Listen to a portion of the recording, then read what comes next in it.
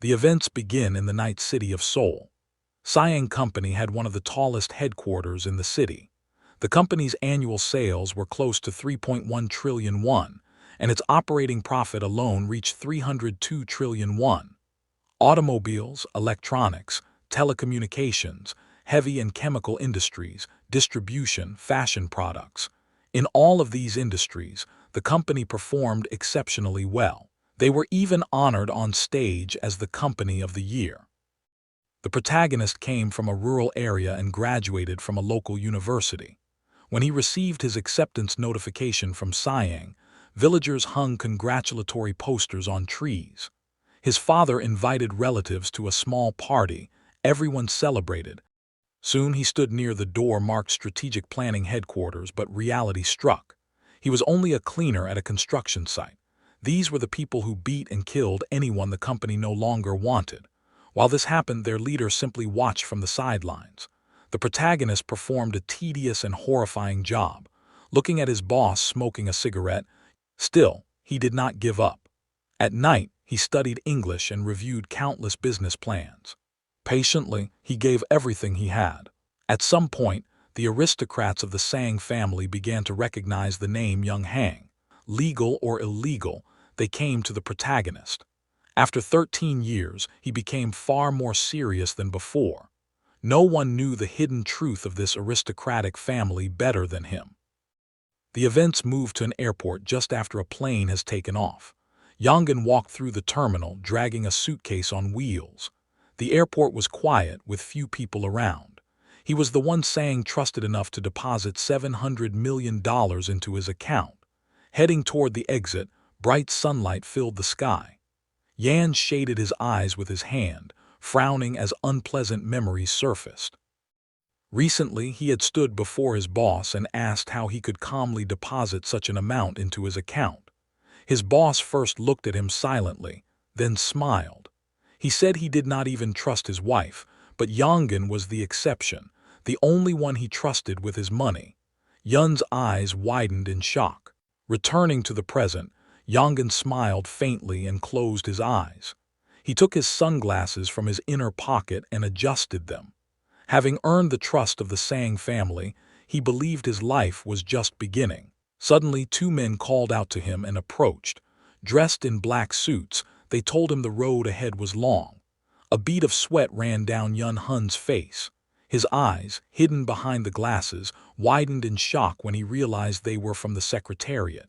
Removing his glasses, he asked why they were there. The brown-haired man replied that the president had instructed them to assist him. Yungan frowned. His visit was supposed to be secret. Suddenly, horror filled him. He turned and saw a gun muzzle aimed at his back. The man behind him calmly told him to follow quietly. The brown-haired man urged him to come along. The protagonist clenched his teeth, realizing their intention. They planned to eliminate him. As the car drove along a forest road, Yongan regretted the 13 years he had spent loyally serving Siang. The driver focused on the road while his companion rested a fist on his jaw, observing the surroundings. Anger burned inside Yongan. He asked them to call the president and let him speak, but they refused, telling him to stop dreaming. Desperate, Yongan shouted, promising silence. He said he would flee to South America or Eastern Europe and never show his face again.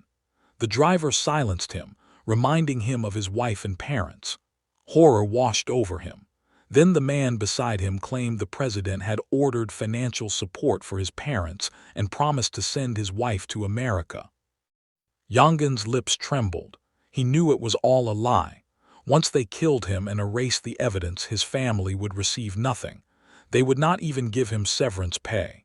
The company would confiscate everything, leaving not a single penny behind. The car continued into the forest until it stopped in a small clearing. The protagonist stepped out and looked around. Two men followed him. He noticed a lake whose name he did not know. This lake would become his grave. He tried to say his final words but froze when a man raised a gun. A gunshot rang out. Birds scattered into the air. At that moment, A strange energy transferred the protagonist's soul into a small boy sitting in a car seat. His eyes widened in horror. 3 months had passed since he awakened in this body, yet the nightmare of his past life never left him. His mother turned and asked if he was okay. She was an actress who became famous from a single film. The driver was his father, once her fan, later her husband. His older brother, seated beside him, teased him for suddenly waking up. Jun raised his hand, saying he was just surprised. His mother smiled faintly, saying he had grown up so suddenly that it confused her. Looking out the window, Jun realized today marked exactly 30 years before his death. 3 months had passed since he awoke as Jun, the youngest grandson of the founder Yao, a man surrounded by legends. He had been reborn as the 10-year-old grandson of the family that once ordered his execution on a secluded lakeshore. As the white car approached the mansion guarded by security, Jun stared in awe. The estate consisted of 3 massive buildings, covering over 35,000 square meters. Guards saluted his father and allowed them inside. Jun remembered this place well. This was where he once pulled weeds during his first job after joining the company. Today, it was Yao's birthday. A crowd gathered near the estate, chatting and celebrating. They were talking among themselves and having fun, like it was a billionaire version of a backyard barbecue. Jun, accompanied by his family, approached the crowd. Some people turned to look at them while others began whispering with clear dissatisfaction, the kind of side-eye you see in rich family dramas. Jun watched silently, understanding exactly what was happening. As his family moved through the crowd, he scanned the faces, then slowly stopped. It became obvious. Everyone was deliberately ignoring them. No explanation was needed. This was Game of Thrones, corporate edition. Soon, they climbed the stairs and stood before the front door of the estate. Once inside, Jun's father turned his head and announced their arrival. Instantly, every man and woman looked their way. The uncles and aunts from his father's brother's side stared with open contempt, one uncle even sneering that they had finally decided to show up. The relatives from his father's sister's side stayed silent, staring arrogantly, like royalty judging peasants who wandered into the wrong hall. One of his father's brothers smiled faintly as he observed them. Jun studied his new relatives carefully, his expression calm but alert. Suddenly, the aunt snapped, loudly questioning Yoongi about why he was late and whether his wild youth habits still lingered. Jun raised one eyebrow, genuinely unsure who she even was. Yoongi apologized calmly, showing zero emotion. The aunt rested her head on her hand irritably, muttering that it still annoyed her. Jun suddenly pictured an elderly blonde woman with a permanent smile. Though already 70, she constantly paraded young lovers like a Netflix scandal documentary. Jun covered his mouth to hide a smile, remembering her terrifying personality. The aunt noticed and frowned, demanding to know if he was laughing. Immediately, the uncle and his wife caught on. The uncle's smile vanished, replaced by pure contempt toward Yoongi. Other relatives joined in, staring at Jun's family like they didn't belong. Jun lowered his hand calmly and said he was not laughing. The aunt exploded, jumping up and screaming, but her older brother cut her off, teeth clenched, asking why she chose this exact moment to start drama. She screamed back, insisting the child had laughed. Then a voice cut through the chaos like a Marvel villain entering the room. Their father demanded to know who dared to raise their voice in his house. Instantly, the arguing siblings bowed their heads. As Yao descended the stairs, one step at a time, fear spread through the room. Yoongi and his wife bowed deeply. With every step, another family member lowered their gaze, like dominoes falling. Only Yoongi, his wife, and Jun remained relatively composed, though they still bowed. Sweat rolled down Jun's face as he looked at his grandfather, a living legend of the company. Everyone stood and bowed deeply. Even the eldest brother's face twitched, veins bulging, terrified of losing his inheritance. The middle son trembled, imagining a future where he inherited nothing. The youngest feared losing his elite lifestyle. The daughter understood all of this and quietly looked away. Finally, Yang Qiao reached the bottom of the stairs. White-haired and tense, he carried the presence of a man once called the Iron-Hearted Devil. He glared at his children. Only Jun looked at his new grandfather with excitement, like a chess player seeing the board for the first time. Bangyo bowed deeply and announced their arrival. Yao looked at her, and the tension on his face eased. Dano's eldest son trembled and hid behind his mother. Yao glared at him, and Jun's eyes widened as he realized his brother had already been in their mother's womb at the time of the wedding. That was why the grandfather couldn't fully oppose it. Suddenly, his brother's fear made sense. Jun steadied himself and stared directly at his grandfather. Their eyes locked. Yao's gaze sharpened, trying to intimidate him. Jun shuddered, sweat dripping down his face, yet he didn't look away. Then Yao smiled. He asked why they visited so rarely, even though he always called them. Jun froze. Yao stepped forward, patted his head, and said he wanted to give him something. Jun's mouth dropped open like a Pixar character seeing magic for the first time. Yoongi's sister clenched her teeth in rage. Others stared in disbelief. Only the youngest brother seemed unfazed.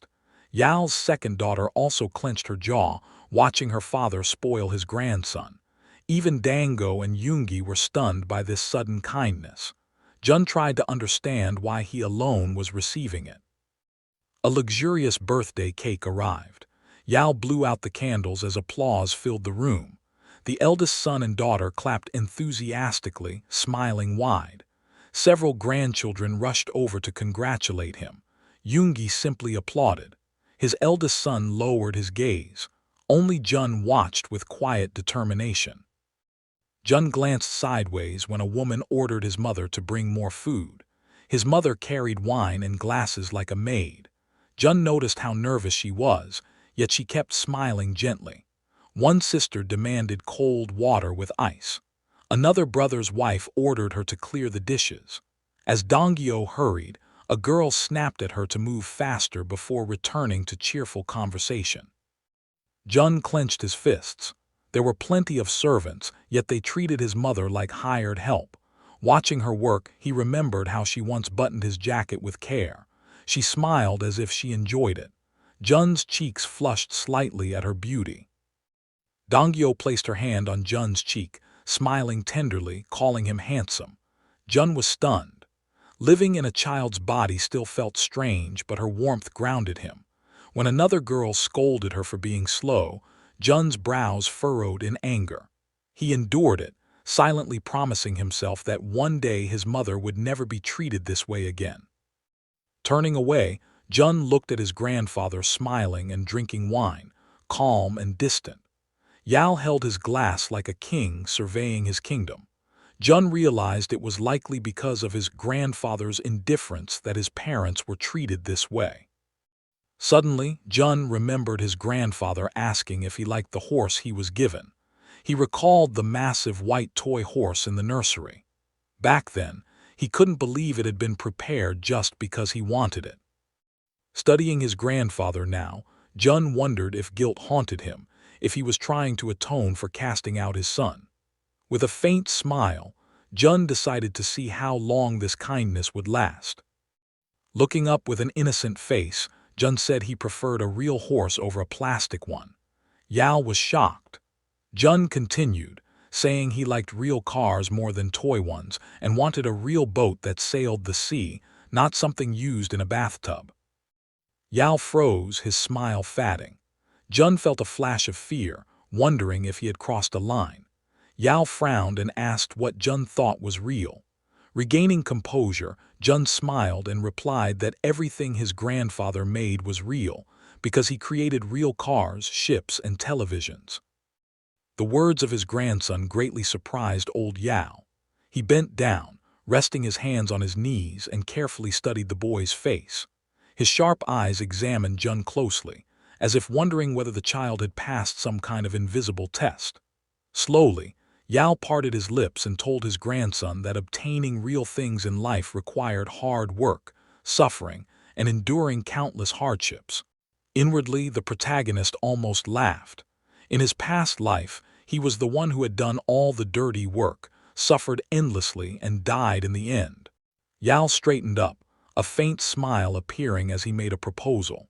If Jun finished the year with excellent marks in all subjects, he promised to buy him a real horse for his birthday. Jun's eyes widened in shock. The old man smiled and asked why Jun looked so uncertain about himself. A grin spread across Jun's face. He honestly wasn't sure he could do it perfectly. Smirking slightly, he asked if that was all he needed to do. Yao crossed his arms and replied that he would be waiting. Grandfather and grandson exchanged silent smiles. The events returned to the present. Jun frowned, deciding it was time to change things. Suddenly, a man in a suit called out to him, his brother and the other children, telling them to follow.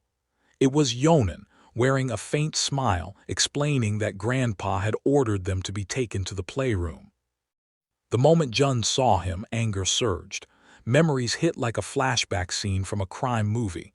The lakeshore, the gun, the man standing there calmly. Yonan, the same man who once told him he trusted no one, not even his wife, except him. The same man who gave the order to kill him. While the other children followed Yonan happily, Jun and his brother lingered behind. Inside, Jun burned with rage, but outwardly he showed nothing. This time he was Yongan. He was Jun and he didn't need to worry. Soon the children arrived at a room where a white horse had been placed. A gift for Jun. Kangan shoved past him and rushed forward, climbing onto the horse with a wide grin. He laughed loudly, showing off as the other children gathered around him. Jun and his brother stood near the door, watching silently. Jun frowned, his anger rising, until his brother gently touched his clenched fist, trying to calm him down. Jun looked at his brother and realized something. He was used to this.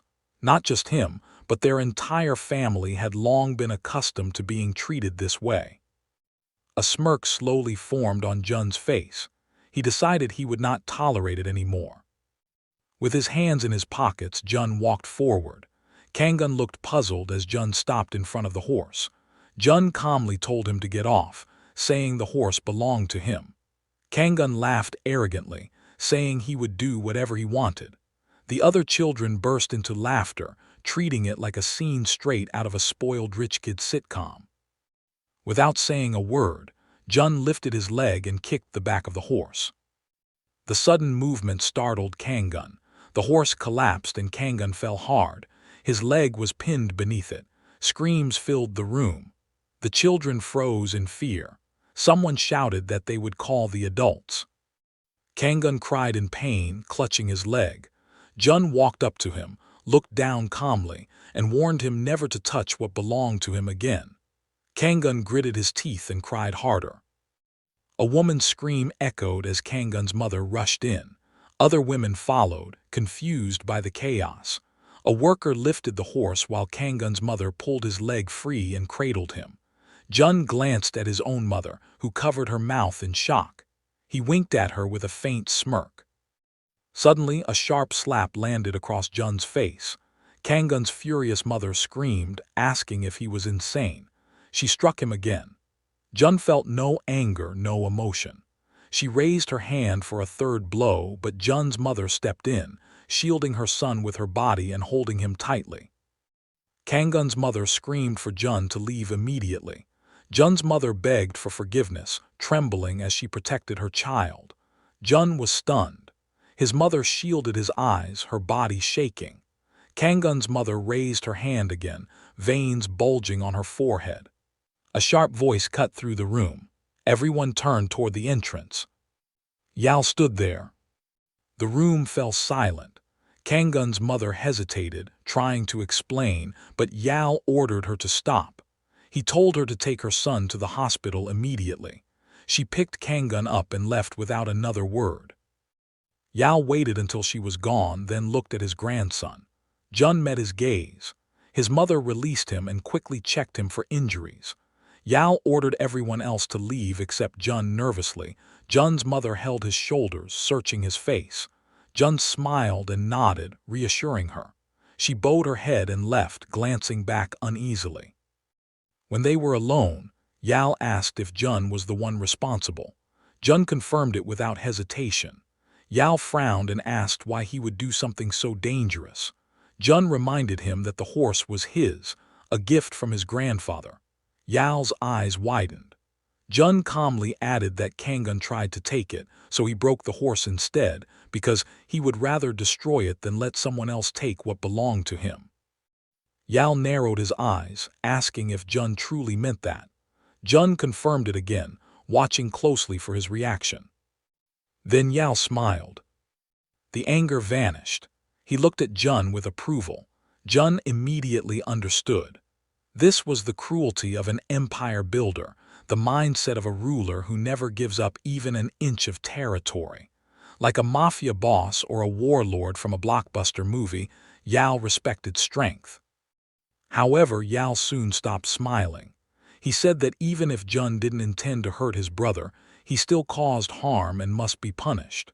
Jun bowed his head, accepting it without protest. Yal turned and told Jun to follow him. Moments later, Jun was shocked as he entered the office. His grandfather walked to the head of a long table where the core members of the company were already seated. Jun's mouth fell open. Jun studied the people sitting at the table and glanced at Yonan, realizing this was a place only the truly powerful were allowed to enter. Yal crossed his arms at the head seat, releasing an invisible pressure that made the room feel heavy. Jun stood near the entrance, stunned. Even in his past life, despite serving the Sang family for over 10 years, he had never been allowed here. Now he was inside. Jun knelt behind his grandfather, copying his posture. Though tense, he hid it well. His attention shifted to Yonan, seated hesitantly in a position that hinted at succession. Jun realized Yonan had already been chosen as the heir. Yal ordered the directors to speak freely. One director said the current president was too stubborn and would not step down even as his term ended. Yal asked what would happen if the president continued to resist. Another director confirmed the president could gather his own support, his own army. Yal closed his eyes thoughtfully. The directors began discussing scenarios and strategies. Jun raised an eyebrow, confused. Army, people. This didn't sound like corporate politics. One director explained that there were already more than 1 million people nationwide involved, and if the military joined in, the number could double. Yal opened his eyes slightly, surprised, and asked calmly whether people were afraid of weapons. Imagining the scene of the protests, one of the directors explained that if the people were calmed down, fear would return. But if the army stepped in, then protests and uprisings would only be the beginning. Hearing this, Yal slammed the table and shouted, demanding to know what the director meant. Was he preparing for the fall of the government? Did he really think the next president would come from the opposition? Yal struck the table again. The directors instantly fell silent, eyes closed in fear. Yal shouted angrily, saying that of course it was possible, but the opposite was just as likely. Jun watched them coldly. These were the same people who had pinned everything on him in his past life and even ordered his murder. Then Yi raised his hands and spoke. He said the government would not collapse. The successor was already known. The brothers sitting opposite nodded in agreement. The remaining directors bowed silently. Jun, sitting on his knees, felt everything was strange. He knew that in just 3 days an announcement of the president's surrender would be made. The directors continued whispering among themselves, clustering together, arguing quietly about power and positioning. Jun watched sadly from the side. He realized no one was planning strategy. Remembering meetings from his past life, Jun expected sharp analysis, decisive planning, something worthy of power. Instead, he clenched his fist in disappointment.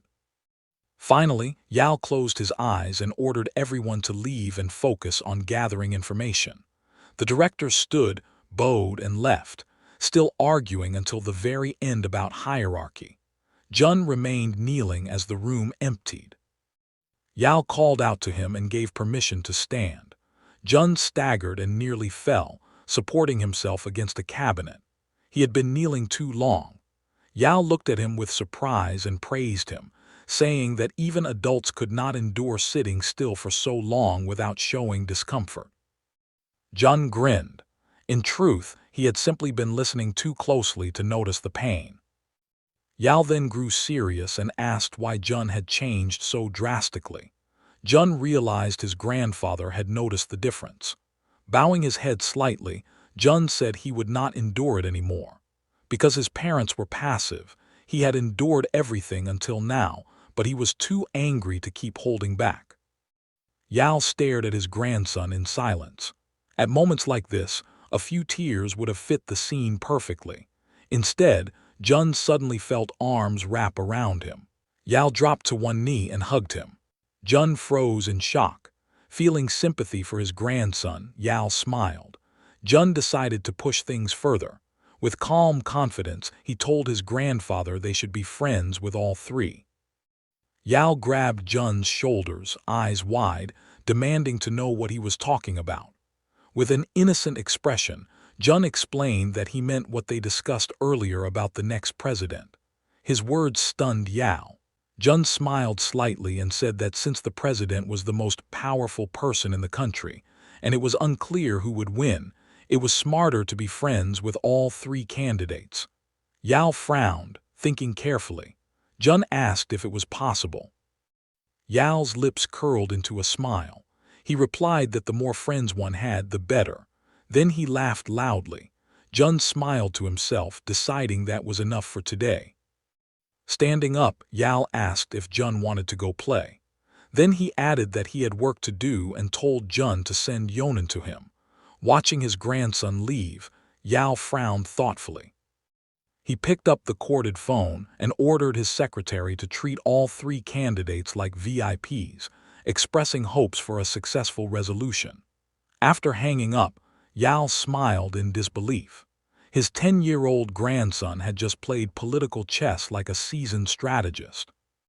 Yonan soon entered. Yao smiled and reminded him that, for now, he was speaking as a grandfather, not a chairman. Nervous, Yonan scratched the back of his head. When asked for a solution, Yonan said that if the military was deployed, things would quiet down, the current government would remain, and its successor would become the next president. Yao barely smiled and said he would trust him and stand behind him. Yonan froze in shock. Yao asked if he could trust him. Yonan looked away, unable to answer. Disappointed, Yao waved him off. As Yonan left, Yao leaned back, realizing that the younger one was better suited for this era. Jun peeked from around the corner and grinned. That evening, Yi's car drove down the highway. Donggyo asked her husband what his father had said. Yoongi replied that his father told him to focus on educating his sons. Looking into the rearview mirror, he called out to Jun. He told him he wasn't angry and that Jun had already been punished. Yoongi added that their grandfather would send both boys to a personal tutor. Sangun screamed in fear, but Yoongi reassured him that attendance was optional. He then asked Jun's opinion. Jun realized he no longer needed a teacher, but since it was his grandfather's order, he agreed. Yoongi nodded, saying he would prepare everything. Jun noticed his brother leaning closer, whispering that Jun had been amazing today and thanking him for making Kangun cry.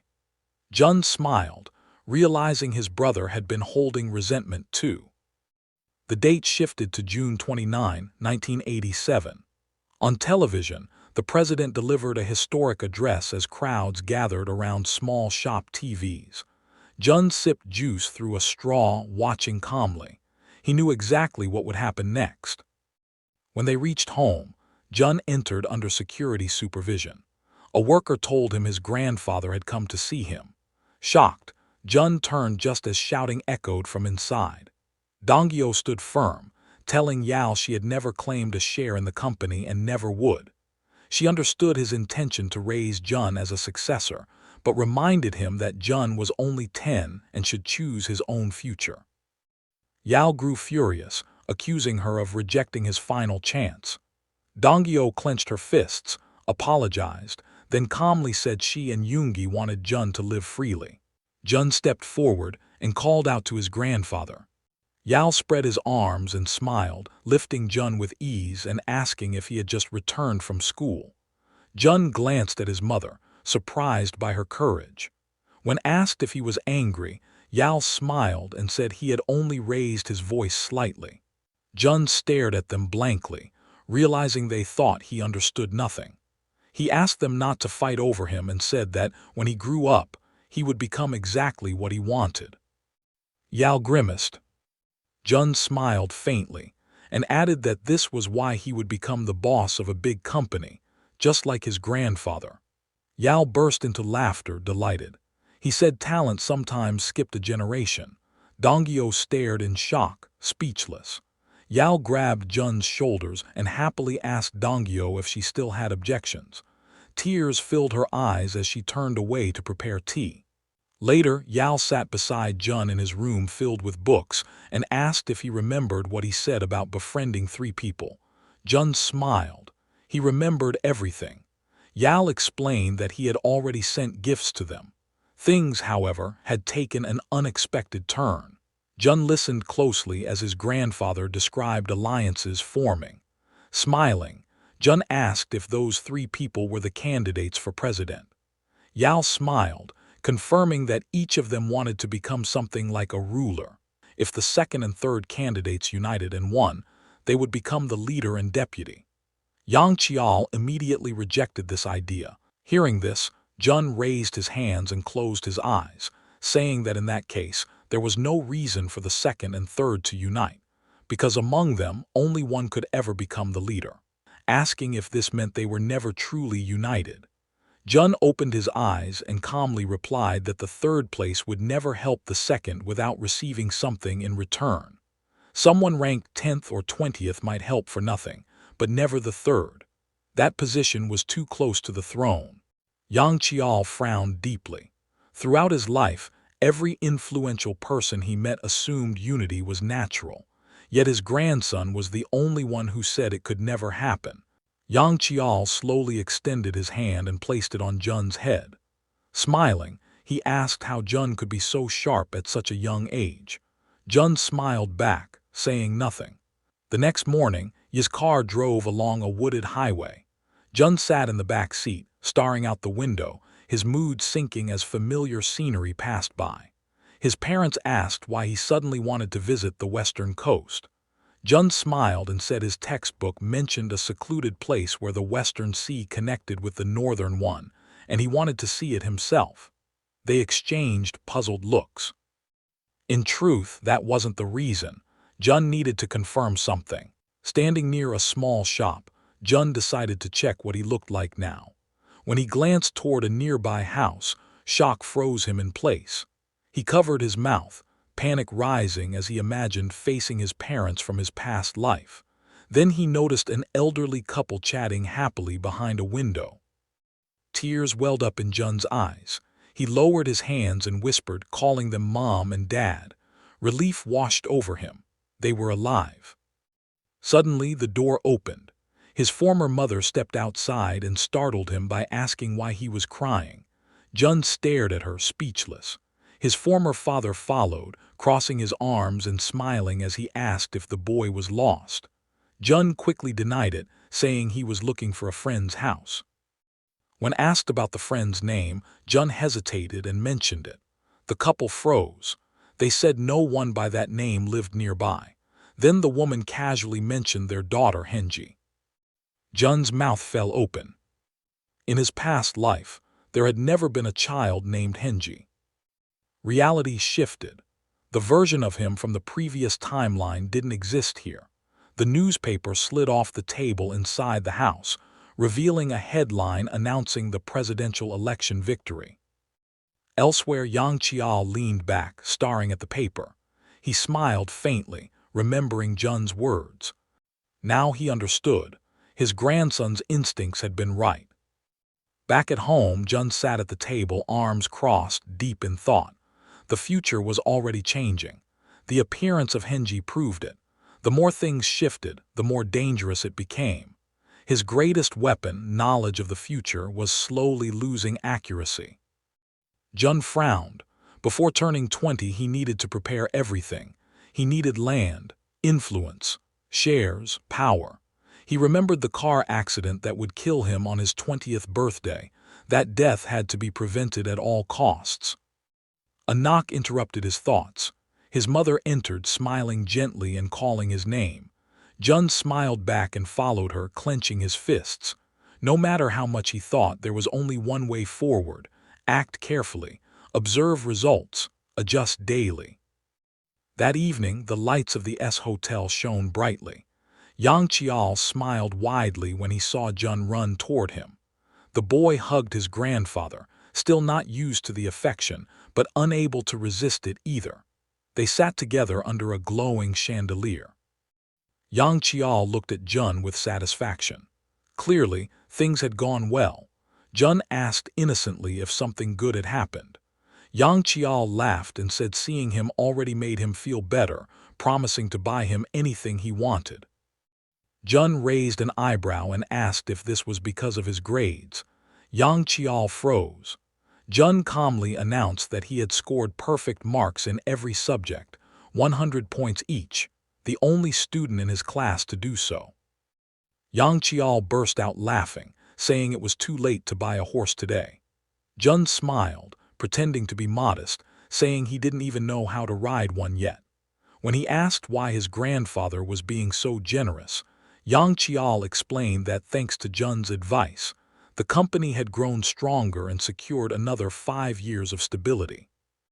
Jun asked for something more. Yang Chial pondered, then suggested building another ranch. Jun's eyes lit up. This was exactly what he wanted. When asked where, Yang Chial mentioned a place north of Seoul, already home to a ranch. Jun hesitated. That wasn't the location he wanted. With a thoughtful expression, Jun said that since they lived in Gangnam, it was too far. Yang Chial laughed, calling him picky. Jun countered confidently, saying there was no ranch in the south and that it could be built. After all, Grandpa could create anything. Yang Chial laughed loudly, clearly pleased.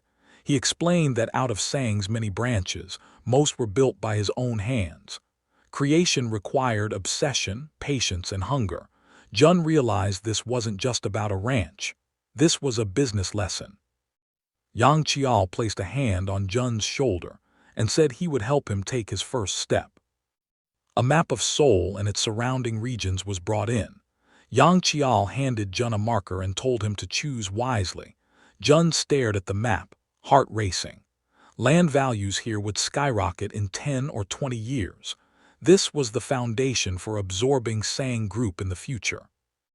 Jun circled a location. Southern Nui. The assistants reported that it was a rural area with poor infrastructure, low population, and almost no development potential. Yang Chial tapped the table, thinking. Then he ordered them to investigate land purchases above 50,000 won. Jin furrowed his eyebrows and smiled quietly, thinking about everything he had just accomplished. The man across from him stood up and walked away from the table, heading toward the exit. The grandfather folded his hands on the table and looked at the boy, saying calmly that the land Jun had chosen was nothing but a mud hole. If it were up to him, he would never have bought it, that it would take a very long time for the land to generate any income.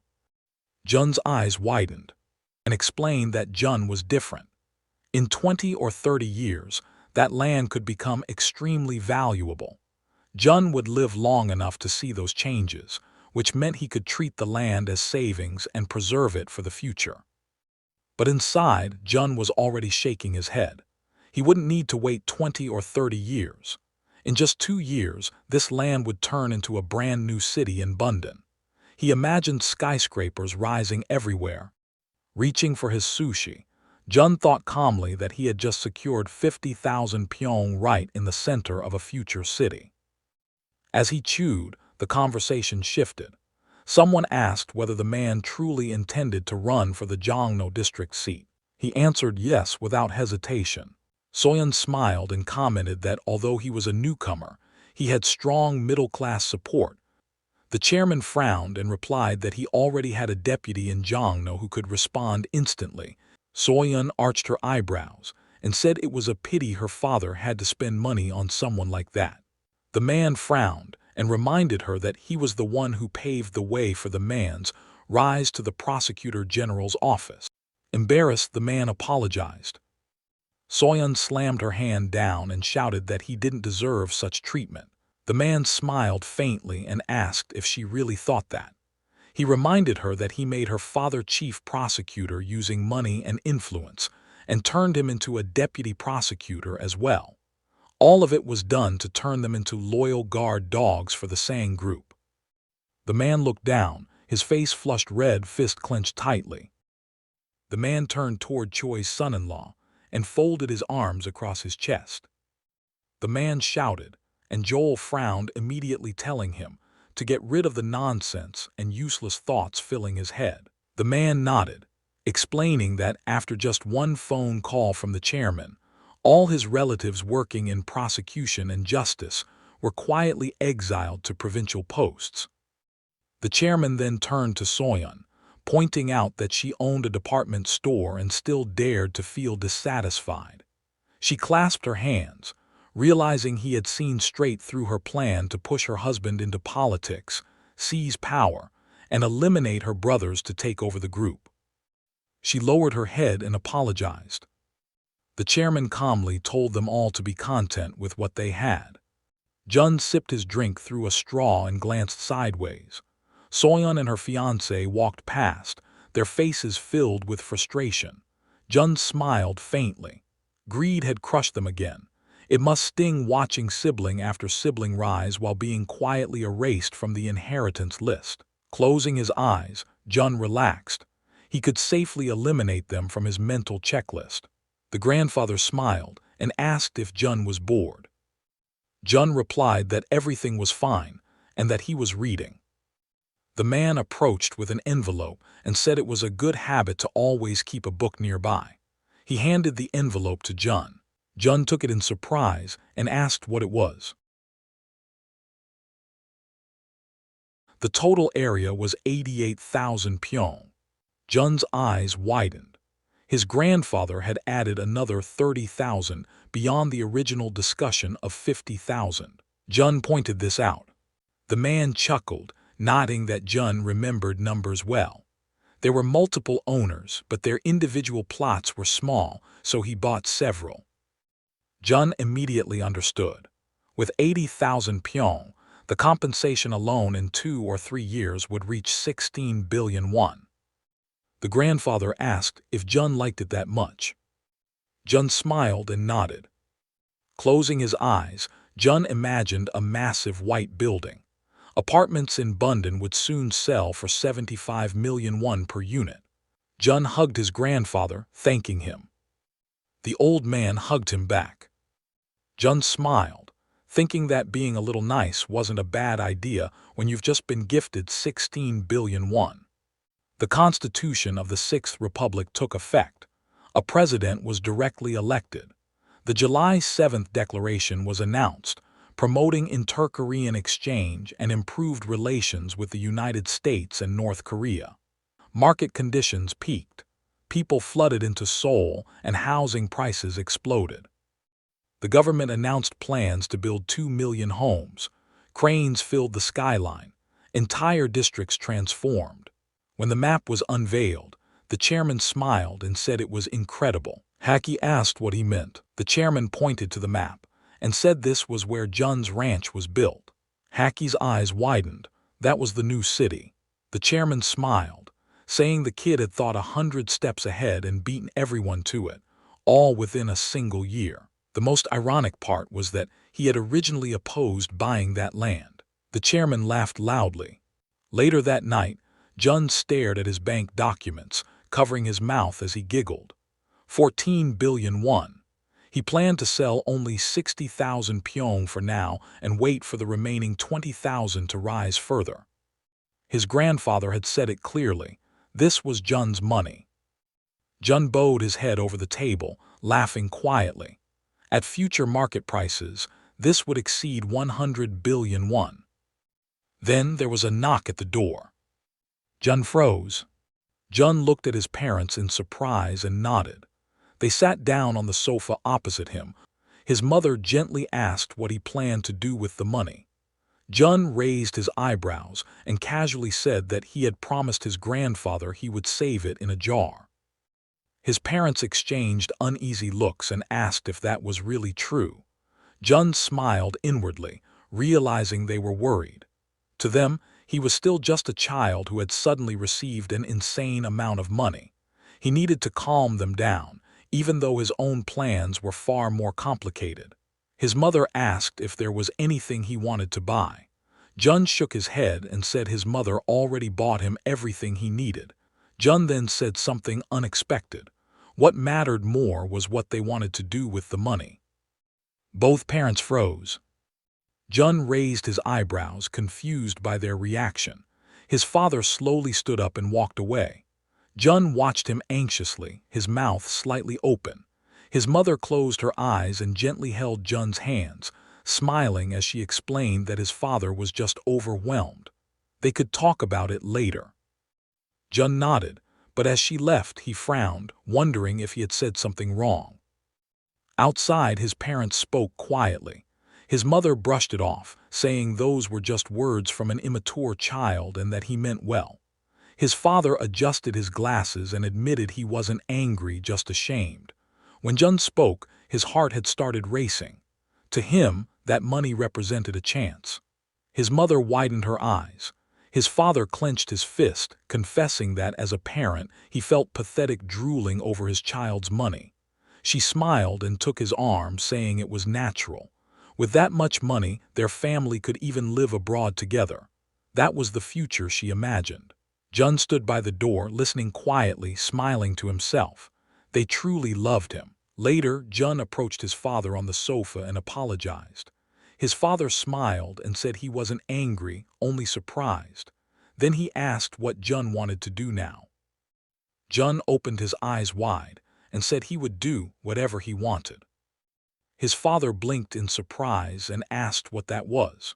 Jun looked up at him calmly and said he wanted to become the president of a company even bigger than his grandfather. His father burst out laughing. Jun didn't understand what was so funny. Saying Group was the #1 company in Korea. His father smiled kindly and said Jun dreamed big. Jun replied that this was why he needed his dad's help. His father adjusted his glasses and said he didn't think he could help much. He had studied business in England, but his true passion had always been cinema. Jun's eyes lit up. That was exactly what he needed. He asked if his father still had contacts from his time studying in England.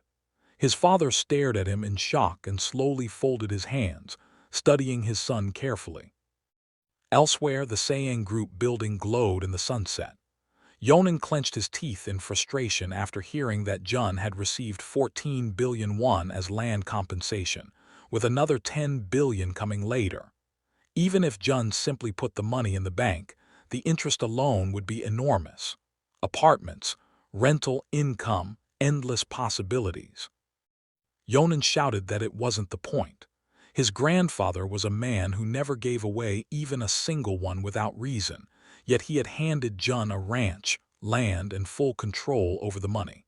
That alone said everything. Compared to that, Yonan realized how little he himself was valued.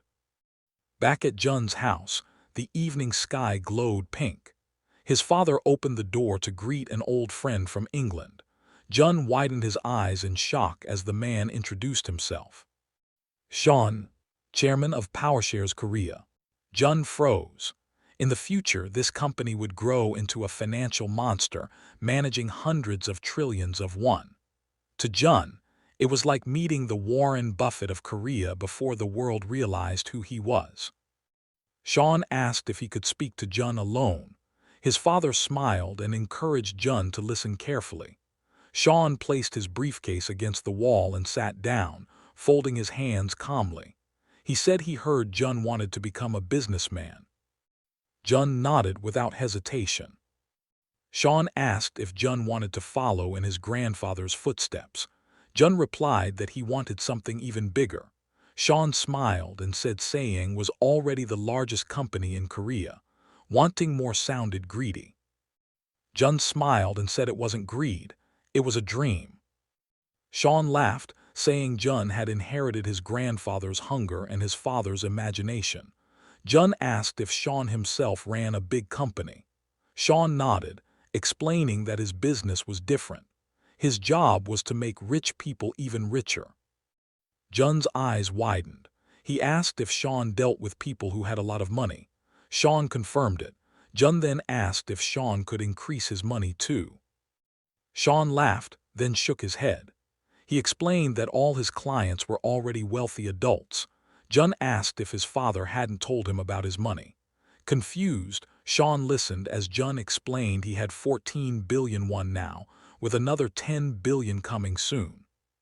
Sean froze. 14 billion. Jun casually handed him a notebook and said it was an investment plan he had created. Sean slowly flipped through the pages. His expression changed. Sweat formed on his brow as he read projections, stock strategies, and long-term investment structures. Jun sipped his drink calmly, watching Sean's reaction.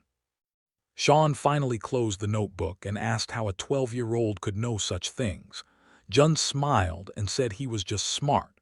Sean shook his head, saying no one would believe this came from a child. Even top university students didn't think this far ahead. Jun replied calmly that those students weren't grandchildren of a chaebol chairman, nor did they dream as big as he did. He explained that he had spent years listening to his grandfather, learning from every conversation. Sean asked if Jun's grandfather had helped with the plan. Jun smiled vaguely and said he had simply listened closely. Sean went outside to speak with Jun's father. Staring into space, he admitted that Jun was no ordinary child. This wasn't about good grades. The boy thought differently, sharper, deeper. His father smiled quietly. Sean fell silent, gripping his suitcase, realizing he needed time to think. The game had just reached another level. Yoongi reached out, trying to stop Sean, but watched him leave anyway.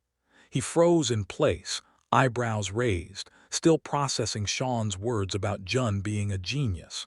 The problem was, he didn't even know what Jun was a genius at. From inside the house, Jun watched through the window. The moment his father looked up, Jun smiled brightly and waved. Yoongi frowned, a bead of sweat forming on his face. It was already night, yet the second-floor window glowed with light. Sean paused and asked Jun directly whether he had used information from his grandfather to create the investment plan. Jun turned toward him and with an innocent expression answered yes. Sitting on a child's computer chair, he let silence fill the room. Sean closed his eyes, nodded, and said that a plan backed by the Saying Group chairman's perspective would naturally be valuable. Standing up, the wooden floor creaked. Sean adjusted the documents in his hands and said bluntly that Jun wouldn't need any investment textbooks. Jun knew he had no choice. Using his grandfather as an excuse was the only way to force his father's friend to follow the plan. Sean packed the papers into his briefcase and said that by the end of the year, an investment company in America could be established. Jun would own it entirely, keep his savings overseas, and part of the funds would cover operating costs. Jun replied calmly that those details could be handled without Sean's involvement, then added that he had one more request. Sean smiled nervously and asked what surprise was coming next. Jun grinned. Downstairs, footsteps creaked as Sean descended. Yoongi stood up from the couch and asked if Jun had caused trouble. Sean placed a heavy hand on his shoulder and said, with narrowed eyes, that he was jealous of his friend's son. Yoongi slumped onto the sofa in relief and asked why.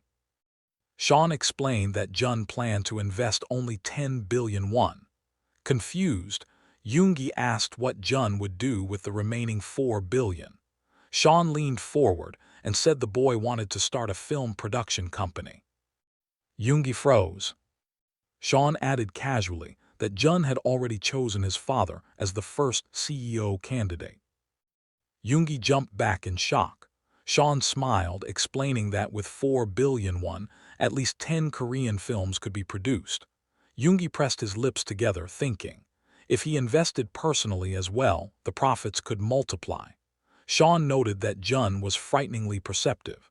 He asked him to lead the company knowing Yoongi would never accept direct money. It was psychological judo. Yoongi lowered his gaze, silent. The next day at the chairman's residence, the secretary explained that Sean was the chairman of PowerShares Korea.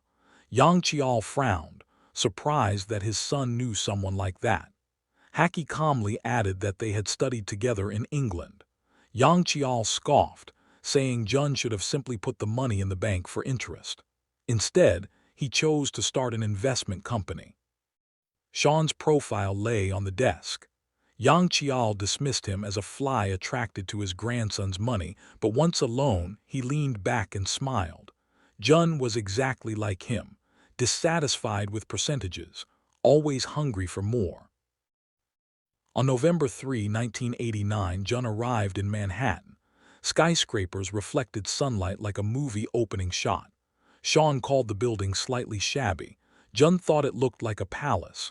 Inside, a sign read Fantasy Investment Inc. Sean thought the name childish. Jun thought it was destiny. Employees gathered. Jun was introduced as CEO. They stared, stunned. Jun spoke fluent English. Sean was baffled. Jun explained that learning foreign languages was mandatory to survive at Sayang. In his past life, it had been non-negotiable. Jun immediately asked the staff to investigate a company. Martin Bell. Sean's eyes widened. Employees whispered, confused, thinking he meant a computer brand. Jun explained calmly. At age 12, Martin sold stamps directly, bypassing auction fees.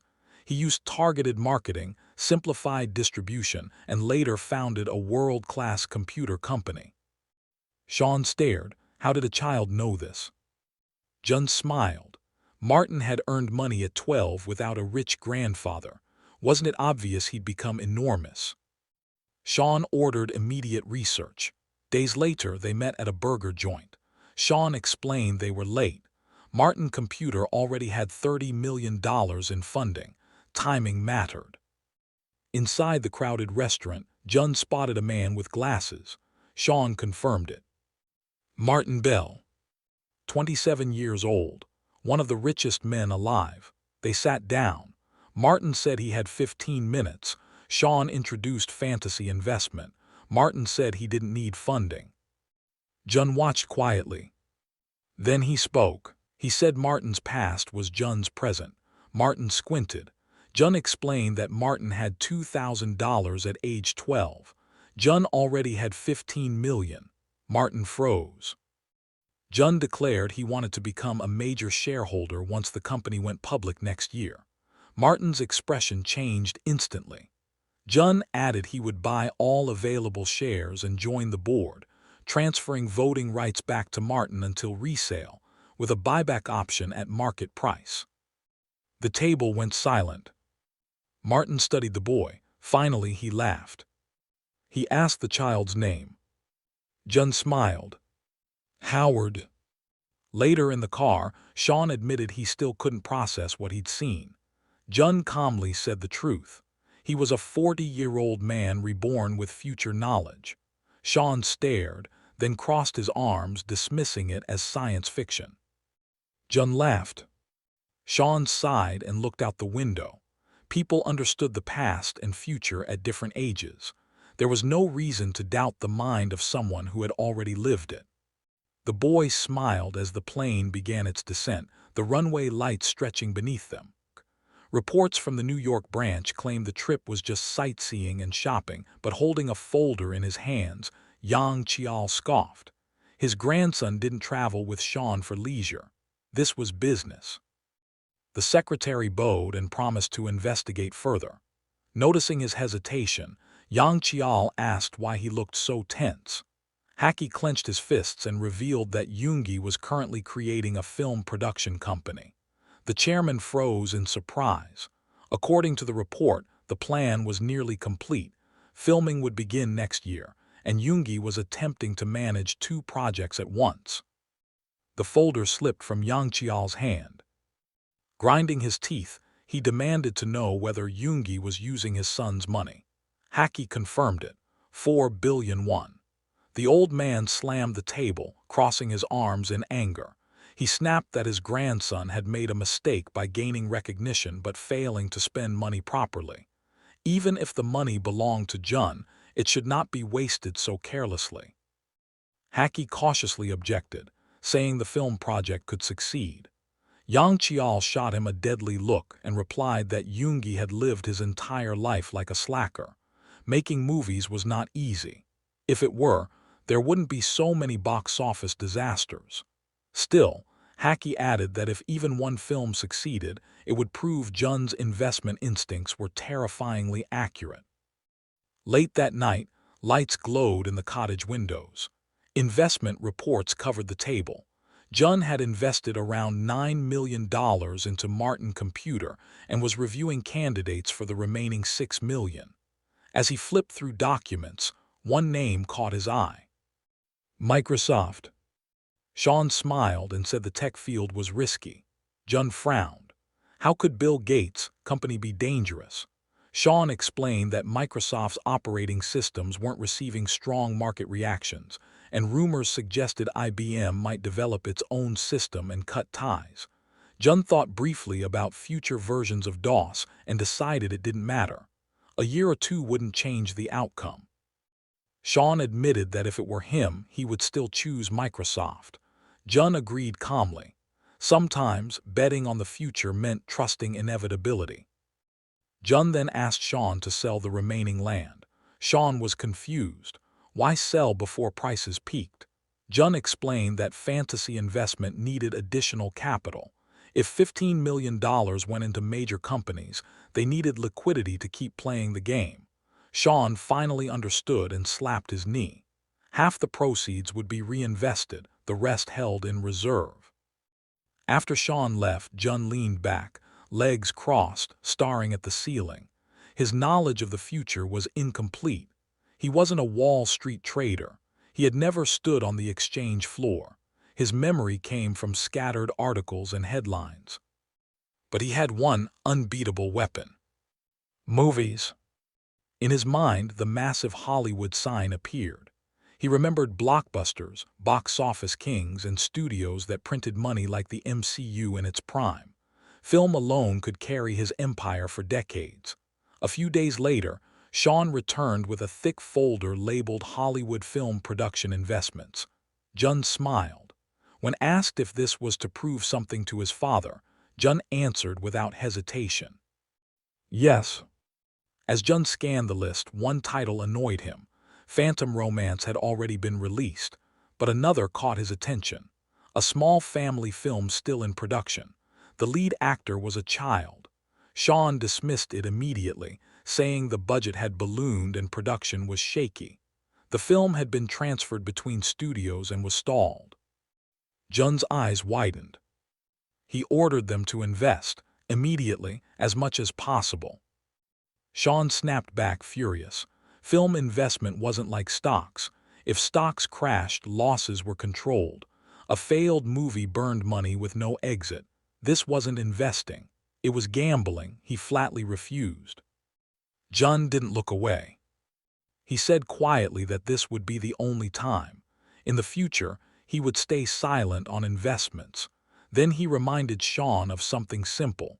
Fantasy investment could afford to lose everything. After all, the richest man in Korea was his grandfather. Sean's veins bulged, then he exhaled slowly. Fine. Jun added one condition: secure exclusive Korean distribution rights. Sean agreed. That was easy. They were the only investors. Sean left in a foul mood. Jun's mother watched him go, worried, but Jun smiled and said there was nothing to fear. Sean's anger would vanish the moment he saw the box office numbers. In Jun's hands was a single document. Home Alone. Time fast-forwarded. Microsoft released DOS 3, exploded into the PC market, and its stock surged. Martin Computer shares skyrocketed. Sean went from furious to euphoric. The $8 million invested in Home Alone was already paying off beyond expectations. Then the film premiered. Kevin screamed, traps snapped, the world laughed. Home Alone earned over 30 billion won in the US alone. Global release would push it even higher. Sean joked that Jun might become the richest underclassman on the planet. Jun smiled calmly. He was already preparing for high school. Yoongi stormed in, complaining about his schedule. Sean asked whether Yoongi's film could even find theater space. Yoongi admitted the truth. Every theater was waiting for Home Alone. Any competing film would be forgotten overnight. Sean grinned. He handed Yoongi a document. Full Korean distribution rights. Jun explained the plan. Only theaters that screened his father's film during the holidays would receive Home Alone. New Year's Eve was the perfect choke point. Yoongi stared at the paper, stunned, then rushed out to execute the deal. Sean laughed. His friend hadn't even asked where the documents came from. Jun then asked Sean to prepare a list of all films releasing that year. He planned to invest the $200 million fantasy investment had earned. Sean broke into a sweat. The return rate for employees was already 22%. Jun calculated quickly. 6 cycles a year meant 600% returns at minimum. Sean promised to prepare everything. Jun collapsed onto the bed, exhausted but satisfied. For the next 3 years, he would focus on school. Maintaining top grades was the price of his grandfather's trust. A knock came at the door. His mother peeked in and suggested dinner. Jun smiled and agreed. Downstairs, Yoongi rushed out, checking his watch. He said the film released today and he wanted to see it with his own eyes. Jun watched his father leave and smiled. The future wasn't coming anymore. After that, Jun opened a printed newspaper. He flipped to the middle and began reading casually when something suddenly caught his attention. He lowered the paper onto the coffee table. Every newspaper carried articles criticizing Ain Motors. Jun covered his mouth thoughtfully. This wasn't supposed to happen yet. In his memory, Ain Motors didn't truly collapse until after the 1997 financial crisis, and even then, it was absorbed by Diane Motors a year later. Rolling his eyes slightly, Jun considered 2 possibilities. Either the future had already changed because of him, or this was a one-time public criticism, part of the government's attempt to rein in large corporations. Turning his head, he called out to his mother in the kitchen. Without standing up, she answered. Jun asked when they would visit his grandfather. She replied that they would go tomorrow. Jun asked if he could go alone earlier. Smiling, she said he could go after breakfast and that his grandfather would like it. Watching her set the plates on the table, Jun asked if she would go to the cinema since today was the premiere. His mother replied that if there were no spectators, she would feel very nervous. Jun couldn't reassure her. The truth was, he remembered almost nothing about this film. Maybe it never even existed in the original timeline. Either way, he had already given his father a chance. What happened next depended on him alone. The next day, Jun stood quietly outside under the bright sun, simply watching. The chairman's residence glowed in the light. An elderly housekeeper told him his grandfather was in the office with guests. Jun said he would wait in the living room. He noticed 2 pairs of men's shoes in the hallway. Sitting on the large leather sofa, Jun couldn't stop thinking about the newspaper articles and the early morning meeting upstairs. He pressed his hands to his mouth, eyes focused forward.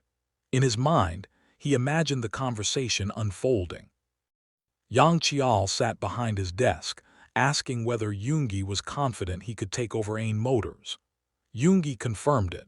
Acquiring Ain would secure second place in the industry, and if successful, Sang would become #1 in the country. Yang Chial entrusted the task to the vice chairman and ordered him to coordinate with Chairman Lee, demanding Ain be taken within a year. He promised to hand over the entire automobile industry if he succeeded. The men present widened their eyes in shock. Yoongi smiled brightly.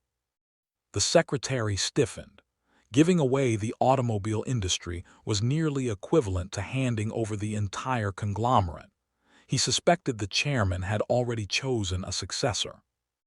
But Yang Qiao clarified calmly. He wasn't giving away all of Sang, only the automobile sector.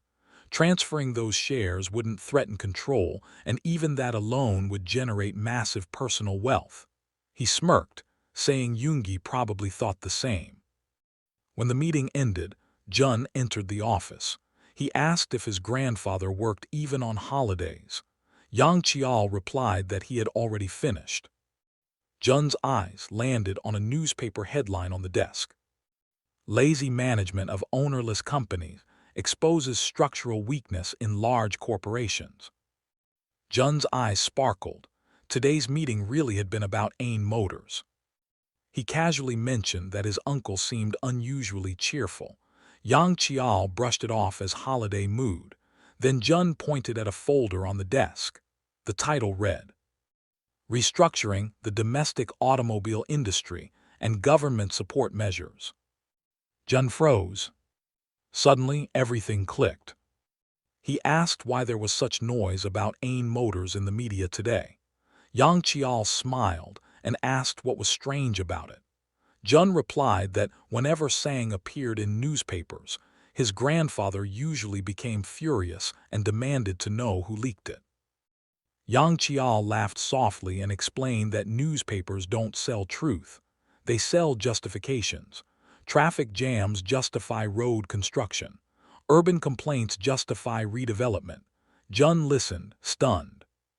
Then he asked the key question, who benefited from the articles about Ain Motors? Yang Qiao answered calmly, a competitor who wanted to weaken Ain. Jun's eyes widened. Did that mean Dayan Motors or Sang itself? Yang Qiao smiled and gently stroked Jun's head. Jun's heart pounded. In his original timeline, Dayan Motors absorbed Ain, not Sang. That meant his grandfather had failed back then. Now history was already shifting. At lunch, the entire family gathered. Plates filled the table. Relatives watched quietly as Yang Qiao suddenly asked his second daughter, not Jun's mother, to bring soup. The room froze. His mother watched in shock. The hierarchy had changed. Jun smiled faintly. His grandfather had acknowledged his parents in front of everyone. Later, Jun sneaked back into the office. He searched the documents on the desk, spreading them across the floor. His expression darkened. This wasn't a takeover plan. It was a government-backed consolidation policy. If Dayan absorbed Ain, monopoly concerns would arise. That made Sang the only acceptable buyer. Jun clenched his fists. His grandfather was planning to manipulate policy itself. Footsteps echoed. Yang Qiao stood behind him. Jun froze. One wrong word could destroy years of trust. Choosing carefully, Jun told the truth, slightly bent. He said he had read the newspaper, noticed the folder, and became curious. He apologized for touching the documents. Yang Qiao stared at him for a long moment. Then he smiled. He praised Jun's curiosity and perseverance, but warned him never to enter the office alone again. The crisis passed, but Jun knew the real problem remained. Leaving the office, Jun clenched his fists. If Sang absorbed Ain, his future plans would collapse. He needed to stop the government itself from supporting this consolidation. Later, reports came in. The chairman of the Hami Group had purchased land in advance. Politicians had accepted bribes. Yang Qiao grimaced. The secretary advised staying away from the Blue House. This fire would be difficult to control. Yang Qiao slammed the folder shut. They would give up Ain Motors. The report was thrown into the trash. That night, Jun sat in his chair, sipping juice through a straw, legs crossed. He knew chaos wouldn't come immediately, but the anonymous information he had leaked would slowly spread. Sooner or later, the public would notice. And when they did, the future would shift once again. Dunn placed the bottle of juice on the table, his fingers tightening around it. That would be enough. With political circles shaken for a while longer, the government would have no choice but to reject Sang's proposal. They simply wouldn't have the time or stability to deal with anything else.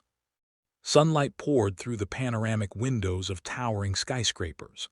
Sitting across from him on the sofa, Sean looked up from his documents when Dunn spoke. The boy suggested that Sean leave power shares and fully join fantasy investment. After all, Sean already owned 2% of the company, and the money he earned here would allow his salary to grow far beyond what he had now. Without lifting his eyes from the paperwork, Sean replied that he had no intention of going anywhere. Dunn widened his eyes in surprise and asked why. Sean calmly answered that his boss owned 98% of the shares and made investment decisions that were consistently successful. There was barely any work left for anyone else. Looking up, he asked if that wasn't true. A bead of sweat rolled down Dunn's temple. It shouldn't be like this. He needed a different approach. Clutching his knees, Dunn proposed creating a Korean branch to transfer part of the funds and manage them domestically. He casually mentioned that his grandfather also had a secret fund. Sean's pen froze. Dunn realized that during recent inquiries into who managed his money, his grandfather had concluded that Sean was capable enough to handle that fund. Sean frowned in displeasure. This wasn't information a child should know. Dunn explained calmly that he would only withdraw the money he personally invested in Martin Computer. Sean could manage his grandfather's fund and the remaining assets. Sean frowned deeply and asked if Dunn was really planning to pull money out of Martin Computer. Dunn nodded. He planned to do it early next year. Sean jumped to his feet, anger flashing across his face. Martin was a golden goose, smashing income ceilings every single day. The stock had never fallen since going public. Selling it made no sense. Leaning back into the sofa, Dunn closed his eyes and said they would talk about it later. Then he asked Sean what he thought about the Korean branch idea. Smiling faintly, Dunn clarified that this wasn't a proposal. It was a request. Sean narrowed his eyes and turned toward the window. The anger didn't leave his face, but after a long silence he said they would talk after he finished his work. Dunn smiled. He was ready to accept any conditions. Sean moved toward his desk. Dunn knew he needed an adult who wouldn't treat him like a child, someone smart and experienced. Until he became an adult himself, only Sean could fill that role. Sean turned back and asked what Dunn planned to do with the money from Martin Computer. Dunn casually replied that he wanted to invest in Japan. Sean nearly exploded. He slammed his foot down and sat heavily in the chair, snapping that newspapers were already screaming about the bubble bursting and Japan entering its greatest economic crisis. Dunn calmly replied that the greatest opportunities always appear during the greatest crises. Sean crossed his legs and scoffed. Only successful people say that. Everyone else dies trying. Dunn smiled and asked quietly if Sean thought he couldn't be that one in a million. Sean stared at him suspiciously. Dunn's smile felt unsettling. Elsewhere, morning sunlight rose over another skyscraper. Yoongi sat at his desk asking his children how their meeting with their grandfather had gone.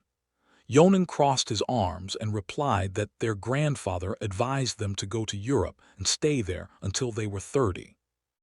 Yoongi frowned and asked if Yonan had lost his temper. Yonan replied that he smiled, said he would try harder and left. Yoongi leaned back and praised his restraint, but he warned them that now their grandfather would watch their every move. Any rumors could affect not just them, but everyone around them. The siblings exchanged irritated looks. Then Yoongi announced that once his daughter graduated next year, he would arrange her marriage immediately. She protested sharply, saying no one got married right after university anymore. Yoongi silenced her.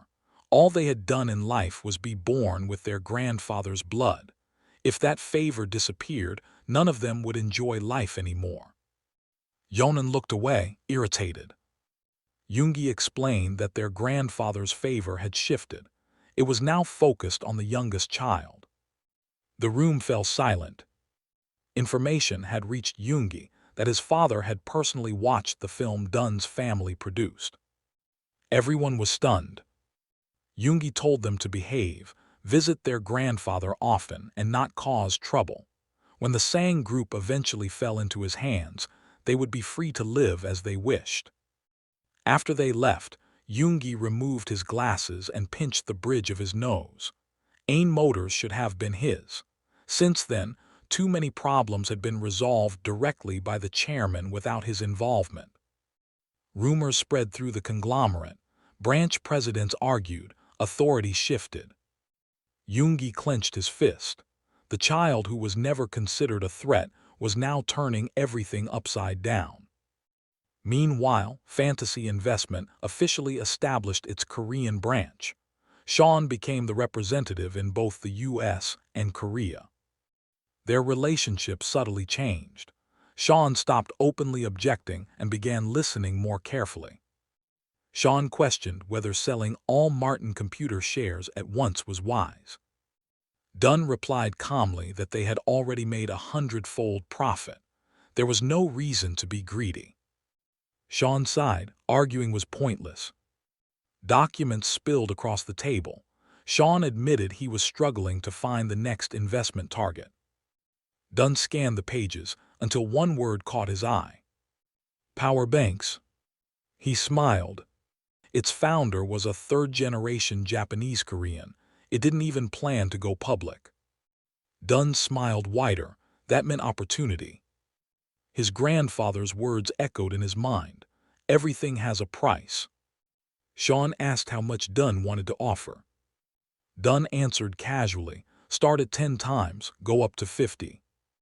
Sean nearly dropped the documents. Dunn reminded him that Martin had already grown 100 times.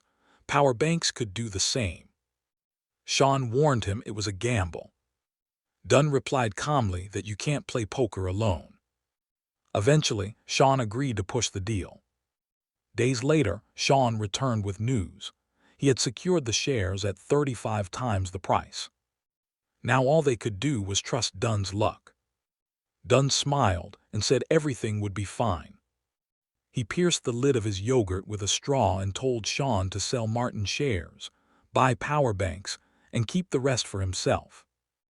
Next year, Dunn would enter high school and focus entirely on academics. Sean laughed, saying it was the first time he'd heard a student talk about studying so awkwardly. Dunn smiled and said he wanted to study law. Sean froze. Dunn explained calmly. His grandfather was the best entrepreneur in Korea. His uncle studied economics abroad. There was nothing new for him there. Law was different. He wanted to prove something. That even a third-generation chaebol could earn admission through pure academic ability. That evening, Dunn sat with his grandfather, drinking tea. When Dunn said he planned to attend a regular Korean school, his grandfather frowned and immediately proposed sending him to Switzerland. Dunn smiled and said he planned to attend the University of Seoul, specifically the law faculty. Yang Chial was displeased. Dunn explained gently that law school demanded the highest scores, no shortcuts, no dirty tricks. Society would be forced to recognize true ability. Memories flashing through his mind of other businessmen boasting about their grandchildren. This was different. Looking at Dunn, Yang Chial smiled and said that no one in his life had ever made him happier than his youngest grandson. When Dunn enrolled in law school, he could ask for any gift he wanted. Dunn smiled softly. This time the gift wouldn't be a car. It would be power. Jun pictured Yao standing in front of the company building. In July 1994, Power Bank shares officially went public at 18,900 yen per share, the highest price at listing. The chairman appeared in a black suit on opening day, and the company's market capitalization instantly exploded past 200 billion yen. Jun watched green numbers pile up. His investment of $230 million turned into $850 million, netting him $620 million in just 1 year. Before the bubble burst, Jun sold every single share. For the next 3 years of high school, he disappeared from the market completely and focused on studying. Occasionally, he invested in Hollywood films purely as a hobby, projects like Love on the Titanic directed by James Cameron, treating movies the way billionaires treat golf. Sangin graduated from high school without incident and left for America to study, lacking the credits to enter a top domestic university. At the airport, departure boards flashed overhead as his brother waved goodbye. Jun watched calmly. From the very beginning, no expectations had ever been placed on Sangin, which ironically gave him freedom to pursue what he truly wanted. As the plane climbed through the blue sky, Jun stared out the window. Now all eyes were on him, the only third-generation heir still standing in the spotlight of the Sang group. He wondered what would happen once he entered Seoul University. Some people watched his grades with admiration, others with fear. Only his parents and grandfather watched him with hope. The day before entrance exam results were announced, Yal sat in his office on the phone, smiling. His youngest grandson ranked 39th nationwide. Among humanities students alone, Jun ranked 10th out of 400, scoring 367 out of 400. Only 6 points separated him from first place. The gap was so small it felt like bad RNG rather than lack of ability. When Yal received the results, he proudly told everyone that Jun would study law at Seoul University, even though those scores were strong enough for Harvard or Oxford. Scholarships, he said, should go to students who need them. Their family could pay full tuition easily, but Jun was simply too talented to refuse recognition. The mansion glowed under the setting sun as Yal handed the PR manager the results and ordered him to leak the information. Reporters swarmed Jun calm and composed. He said he had studied with private tutors for a year and that the cost of his education could cover journalists' salaries for 10 years. His father lowered his head in silence. His mother looked uneasy. Jun crossed his arms and asked the reporters a simple question. Did they really believe the grandson of the richest man in the country sat alone grinding textbooks? When they mentioned the student who placed first, a boy from Jeju Island, Jun suggested they go interview him instead. Articles about Jun, he said, should please his grandfather, nothing more. By the end of 1996, champagne flowed at the Sang Hotel. Relatives congratulated Jun, calling him a future prosecutor general. Jun calmly corrected them. Prosecutors are appointed by presidents. He planned to become a corporate mergers and acquisitions lawyer. Yeonam, watching closely, realized Jun wasn't trying to compete with him anymore. That made him dangerous. Later that night, Yeonam offered to take Jun somewhere fun. The car drove into a private villa. An employee rushed forward, apologizing. Yeonam exploded, striking him for failing to bring a popular actress. Jun watched silently, reminded of scenes from his past life. When Jun told Yeonam to stop, the room froze. Yeonam forced a smile, dismissed the employee, and pretended nothing happened. Jun saw through it. Power made people ugly when no one was watching. Over drinks, Yeonam spoke about loyalty. Employees, he said, only pretend to be loyal. Blood relatives are different. Brothers share everything. Jun drank quietly, knowing the truth. In his past life, this same cousin sent his own brother to prison over money. Loyalty didn't exist here. Only timing did. The man looked at his cousin kindly, smiled, and said he didn't care whether Jun became a prosecutor or a lawyer. Jun looked at him in surprise. Yeonam grinned and said that if Jun stood on his side and helped him, he would make him the second most powerful person in the entire corporation. Jun pressed his lips together and studied his cousin carefully. Yeonam closed his eyes, shook his head, and said Jun was the only person in the family with real potential. Everyone else was incompetent. Even if they magically matured overnight, they still lacked what it took to run a business. Jun stared at him silently as Yanam continued, saying Jun was different and that someone with his brain should be used properly. Jun narrowed his eyes. He wasn't sure if Yanam was trying to control him or genuinely wanted him as an advisor. Before he could answer, someone called Yanam's name. Two women stood at the doorway, smiling, one of them waving and joking that it felt like forever since their last meeting. Yanam greeted them cheerfully. Jun recognized them instantly. Celebrities, the kind you see on TV every weekend. Jun stood up, apologized for leaving early, said he was tired and wished them a good time.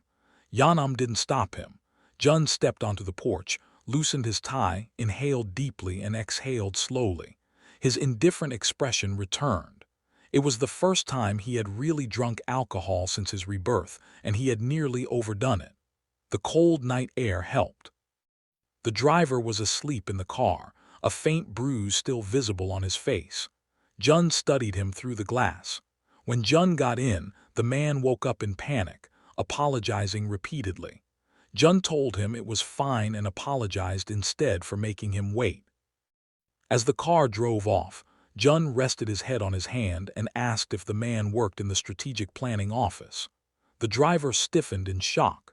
Jun calmly explained there were two groups there: elite families who actually planned strategy and the others who ran errands and cleaned up messes. Jun said the driver belonged to the second group. The man's grip tightened on the wheel. Jun told him quietly that he understood that humiliation because he had lived that life once too. Then Jun smiled and said something unexpected. The driver was luckier than those so-called elites. Jun explained that his grandfather was nearly 80. When he was gone, the chairman's children would tear each other apart like animals fighting over meat. Information would become more valuable than loyalty. People would pay fortunes for secrets. In the long run, someone like the driver could make far more money than the polished fools upstairs. The driver demanded to know why Jun was telling him this. Jun replied calmly that he wasn't his employee, but some truths were worth hearing. Then he closed his eyes, told the man to wake him when they arrived, and casually called him bro. The city lights passed outside as Jun imagined the future. 1997, the steel company collapsed, banks panicked, corporations circled like predators. A feeding frenzy was coming. CEO Yang Chao stared at the paper in his hand, disbelief tightening his face, and quietly repeated the number, 2.37 trillion won.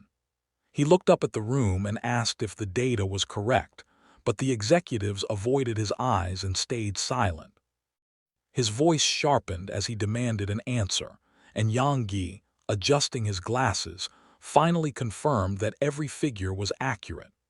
Yang Chao looked back at the paper and said that if this was true, then Dehan Group would open bidding around that amount. He added that Dehan had far more experience in steel than Sang, meaning the real question was where they should even start bidding.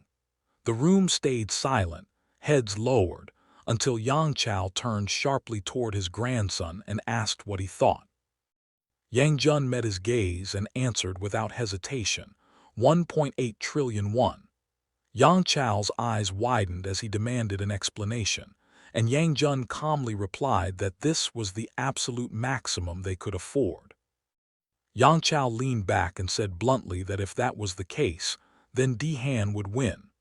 Yang Jun spread his hands and said there was no point burning everything, because if this became a contest of money alone, they had no chance. Yang Chao tapped his cheek and reminded him this was an open auction, asking what exactly he was proposing. Yang Jun replied that they should emphasize how Siyang acquiring hand steel would benefit the entire economy. He pointed out that Dehan already owned a similar plant, so acquiring another wouldn't change much. Yang Gi watched him closely as Yang Chao crossed his arms and ordered a report explaining the economic impact of Siyang's purchase. He stressed that it needed to be written well enough to move people's hearts and gave them 1 week. Then he asked if everyone agreed on 1.8 trillion, or if anyone had another idea. A voice suggested 2.5 trillion won. Yang Yi shot the speaker a hostile look as Yang Chao calmly asked him to explain. The man introduced himself as Zhang Chao, president of Sang Construction, and said the consortium didn't care who acquired Hand Steel. The government would support whoever won, meaning they would need to pay more to avoid controversy. When Yang Chao asked where the extra money would come from, Zhang Chao waved it off, saying they could use land slated for apartments as collateral and borrow 700 billion won. Yang Chao frowned and asked how they planned to repay that loan without selling apartments. Zhang Chao narrowed his eyes and said he would resolve everything during construction, so the chairman had nothing to worry about. Yang Chao studied him and realized this answer came closest to reality. Zhang Chao had offered a solution and taken full responsibility, leaving the chairman clean if things went wrong. Smiling slightly, Yang Chao joked about how casually Zhang Chao talked about 700 billion, asking how much he'd already embezzled. Zhang Chao hurriedly denied it as the meeting dissolved. Later, reviewing documents, Yang Chao said Dehan was expected to bid 3 trillion won, and scoffed that their CEO wasn't the type to bluff. When asked if he truly planned to invest 2.5 trillion, he questioned why it mattered. The secretary admitted that doing so would limit the fund for some time. Yang Chao smiled and asked Dijun what he thought, finding him calmly reading at the table. Yang Chao asked if simply offering more money was their only option. Dijun smiled and asked for a hint, already knowing his grandfather wasn't easy to read. Closing his eyes, Yang Chao said that if he owned a sapling, he'd sell it to someone who would grow it, not someone who'd cut it down for firewood. Business worked the same way. The secretary broke into a sweat and asked if Dehan really planned to resell the company. Yang Chao replied that it didn't matter, as long as the seller believed that story. Dijun finally spoke, explaining that Dehan would build apartments on the land, sell the equipment overseas, and erase the company quietly. If Siyang acquired it, they would at least appear to restore it. Yang Chao smiled, saying he might have given too obvious a hint. Dijun considered Dehan's connections and realized approval wouldn't be difficult if dismantling was the plan. When asked how much he intended to invest, Yang Chao admitted that 1.8 trillion was the limit. Haki warned that the 500 billion gap was massive. Yang Chao closed his eyes and said all they needed was to plant seeds, and he'd turn them into rumors. Dijun immediately understood, imagining headlines, protests, and pressure. Yang Chao ordered him to closely observe how he used government allies. Then his tone softened, reminding Dijun that orientation started tomorrow and advising him to build loyalty early. Dijun closed his book, said he understood, and was told a capable man was waiting outside to follow his instructions. Smiling, he thanked his grandfather and headed out. Outside, lights still burned in the windows as a man by the car bowed and handed him a card. He introduced himself as Yunyo, assistant head of group strategy, and offered him a ride home. The car moved through the streets as Dijun stared out the window. When he asked who had assigned Yunyo, assuming the vice chairman, Yunyo replied that it was Chief Haki. Dijun pictured Haki, his grandfather's closest aide, and asked who the reports would go to. Yunyo said everything went directly to Haki. Dijun smiled and told him to report everything exactly as it happened, since following Haki's orders was his job. Yunyo stayed silent as the car continued forward. As sunlight hit the brick cottages, Dijun mentioned Hand Steel again, saying he hoped they'd get involved. Sean frowned, saying it wasn't really their game. Sean explained that even if they acquired it, liquidation was inevitable and selling would take years. Dijun smiled and said that wasn't the goal. He wasn't trying to buy it, just raise the stakes and leave. Sean frowned harder, warning him about the clash between Dehan and Sang. Dijun looked at him and said plainly that he was helping his grandfather and wanted Siyang to win. Sean sighed, reminding him that as CEO, he had to obey the main shareholder. He then asked the real question, "What exactly do you want?" The answer aired on the news instead of in words. An American investment fund announced it had entered the race, offering 2.5 trillion won for hand steel. Standing before reporters, Sean leaned forward calmly, saying companies come and go and steel mills aren't sentimental assets. His fund had calculated the value and was confident it would win. When asked what fantasy investment would do if they succeeded, Sean replied without hesitation that they were investors, not builders. The plant would be sold to someone more capable, and the land would go to construction. A reporter asked whether this was speculation despite the risk. Sean took a sip of water and said that wasn't the right word, adding that the bank should simply choose the highest bidder, especially when even banks were vulnerable. The screen went dark as someone threw the remote onto the table. Hack closed his eyes, rubbing his temple, saying interference without consequences wasn't acceptable.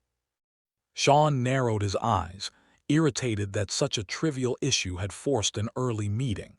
The man snapped back, pointing out that this little performance had clearly shaken someone they both knew. Yonel trembled with anger, ordering the secretary to bring Sean in immediately. Sean stood up calmly, saying the chairman should rewatch the interview, because he and his grandson had thought this through carefully. He admitted Siyang would gain an advantage and might spend more than planned, but now the consortium would be easier to convince. With that, he excused himself, heading to a creditors' meeting. When the door closed, the secretary froze, finally realizing which grandson Sean meant. Hacky tilted his head, understanding that this intervention could shift public opinion exactly where they needed it. He laughed at himself for missing it earlier just as the phone rang. Chairman Yang Chao said he'd reconsidered, and that Sean's interference could be useful after all. Hacky confirmed that he'd spoken with the fund's head and that it was Dijun's idea, even if Sean refined the execution. Yang Chao was stunned, then laughed, realizing his grandson had pulled an American investment fund into his corner, explaining that tomorrow the media attack would begin, harsh articles criticizing fantasy investment. He planned to flood television discussions with economics professors emphasizing that Dehan already owned a steel mill.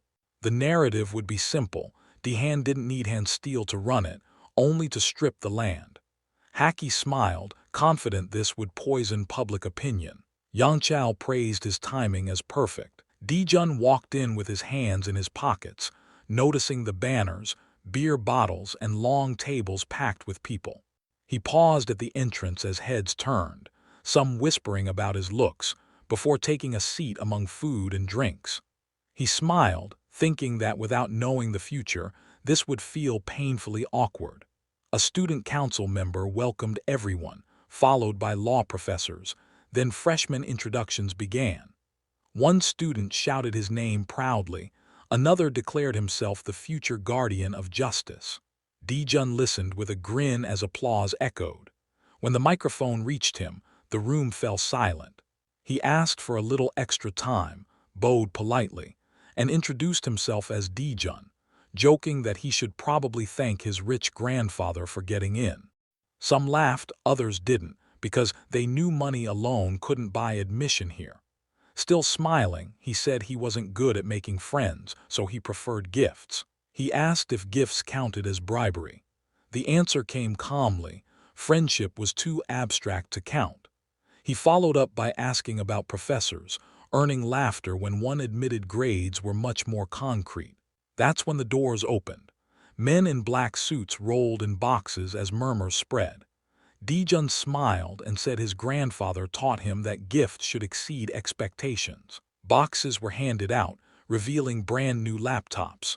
No one was listening anymore. Later, sitting beside his grandfather, Dijun casually calculated the cost, around 600 million won. Yang Chao stared at him in disbelief. Dijun smiled and said every one of those students would now be on his side, and that it doubled as perfect product promotion. When told student popularity wasn't enough, Dijun said this was only the beginning. He explained discounts, campus ads, and prestige branding. Yang Chao sipped his tea, considering it. Dijun warned that if his grandfather wasn't interested, he could handle the expense himself. Yang Chao snapped at him not to make him look like a stingy old man. After calming down, Yang Chao asked why only 200 laptops were prepared when there were 400 law students. Dijun smiled and explained that only half usually showed up for orientation. He said it was fair to reward initiative. Yang Chao laughed, slapping his knee, saying it was far easier to motivate people by rewarding them openly. Students sat around chatting. Someone hugged his laptop box and joked that it would be his teddy bear for the night. Some had already unboxed theirs and were exploring it. Someone slipped him a folded note. Yunio whispered that these were the names of students who refused the gift. Dijun smiled, thinking those people would need closer attention. Campus life moved on as April warmed the air. Dijun chatted with classmates, quickly forming a small circle of close associates. In class, students greeted him warmly. One joked that the laptop was so good he couldn't study anymore. Dijun laughed and said that was part of the plan, distracting his rivals. A few students without laptops watched him carefully, sweat running down their faces. Dijun noticed their stares and briefly wondered if another distribution in May would be necessary. At the coffee machine, Dijun watched a student with glasses who had refused the laptop. He dropped a coin into the machine and casually asked if the guy had attended orientation. The student snapped back, saying Dijun couldn't expect gratitude. Dijun smiled and said he never expected it, assuming the refusal came from pride. Accused him of showing off his wealth in front of professors. Dijun calmly asked whether refusing a free lunch or coffee would also count as pride. The student argued it wasn't the same. Dijun replied that it was exactly the same, only scaled differently. He explained that while others counted money in thousands, he counted in millions and billions. For him, a laptop and a coffee cost roughly the same. The student clenched his fists in rage. Dijun added that people happily accept small favors but suddenly discover pride when the gift is expensive. He tossed his cup into the trash and walked away, leaving the student watching silently.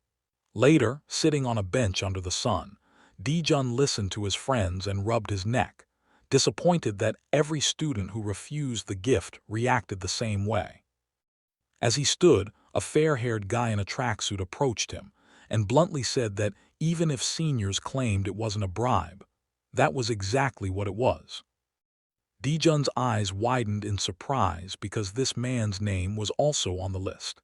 He asked calmly why he thought it was a bribe, and the student sat beside him on the bench, explaining that bribes are paid in advance while gifts are given as thanks for services already rendered. Dijun reminded him that he wasn't a government official and hadn't been asked for anything. The student smiled and said bribes are often given years before the favor is ever requested. Dijun narrowed his eyes, snorted softly, and watched a bead of sweat roll down the man's face. The student asked whether his grandfather taught him tricks like this. Dijun replied that being the youngest meant the chairman rarely paid attention to him, but his older cousins taught him plenty of useful things. The fair-haired guy studied him and suggested that Dijun must be the least successful member of the Sang group family. Dijun didn't argue, smiling as he said his father, the chairman's youngest son, had been expelled long ago and now produced films. Scratching his head, the student admitted he should have taken the laptop. Dijun thought the guy was oddly amusing. The student asked whether he could still get one or if it was too late. Dijun realized he didn't really want it and was just being polite, which made him smile. He asked if the guy was older than most freshmen. The student bristled, said he didn't look that old, and accused Dijun of insulting him. Dijun offered the laptop as an apology. The student stood, brushed himself off and said maybe someday, then walked away. Dijun called after him, reminding him he never answered the age question. The student raised a hand in an obscene gesture and told him to shut up. Nearby, Dijun noticed a girl chatting quietly with someone. She looked familiar, and his friend adjusted his glasses, warning him not to try anything. He realized he hadn't seen her at orientation and learned she'd quietly left during the laptop chaos. Dijun smiled, suddenly stood up and walked over. The girl noticed him approaching and looked up curiously. Dijun said he was curious why she didn't take the laptop gift. She smiled, closed her eyes, and said she didn't know how to use it, wondering what the point was of accepting something useless to her. Dijun looked down awkwardly, realizing he'd never considered that reason. She teased him gently, saying his stare made her heart flutter. Dijun blushed despite himself. Elsewhere, Yangchao crossed his arms as a woman joked about finally finding someone normal. She quickly corrected herself, saying this was the future chairman's match. She laid out 3 candidates, including the daughter of the president of Deal Bank, a Princeton graduate working in Hong Kong.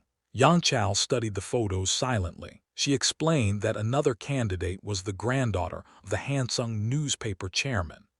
Yangchao told her to arrange meetings with all 3. He warned her not to let rumors spread about choosing a bride like shopping. She protested that finding candidates at this level wasn't easy. For your grandson Dajun, she mentioned the final candidate, the granddaughter of a constitutional court appointee from a powerful legal family. Yangchao grew thoughtful as she added that the girl studied at the same university as his grandson. The woman smiled, saying she'd arrange everything naturally so it felt like fate. Yangchao told her to begin. Later, Yongjin learned he'd be meeting candidates the next day. He frowned, realizing marriage wasn't something he could influence. Yonggi explained calmly that marriage was the best form of collateral and security. Yongjin clenched his teeth, understanding the logic even if he hated it. In class, a professor announced a new group assignment based on controversial public incidents. Students groaned as groups of 5 were assigned. Dijun scanned the list and froze when he saw Mian's name in his group. They exchanged brief looks before class began. He quietly handed the paper to Assistant Kim, asking him to look into 2 names. Kim asked if he should report it to Haki. Dijun told him it was his choice. Kim agreed, clearly testing boundaries. Later, news played showing bids for hand steel. When Sang Group was announced as the winner, Yangchao simply smiled. Others celebrated, relieved they hadn't lost much.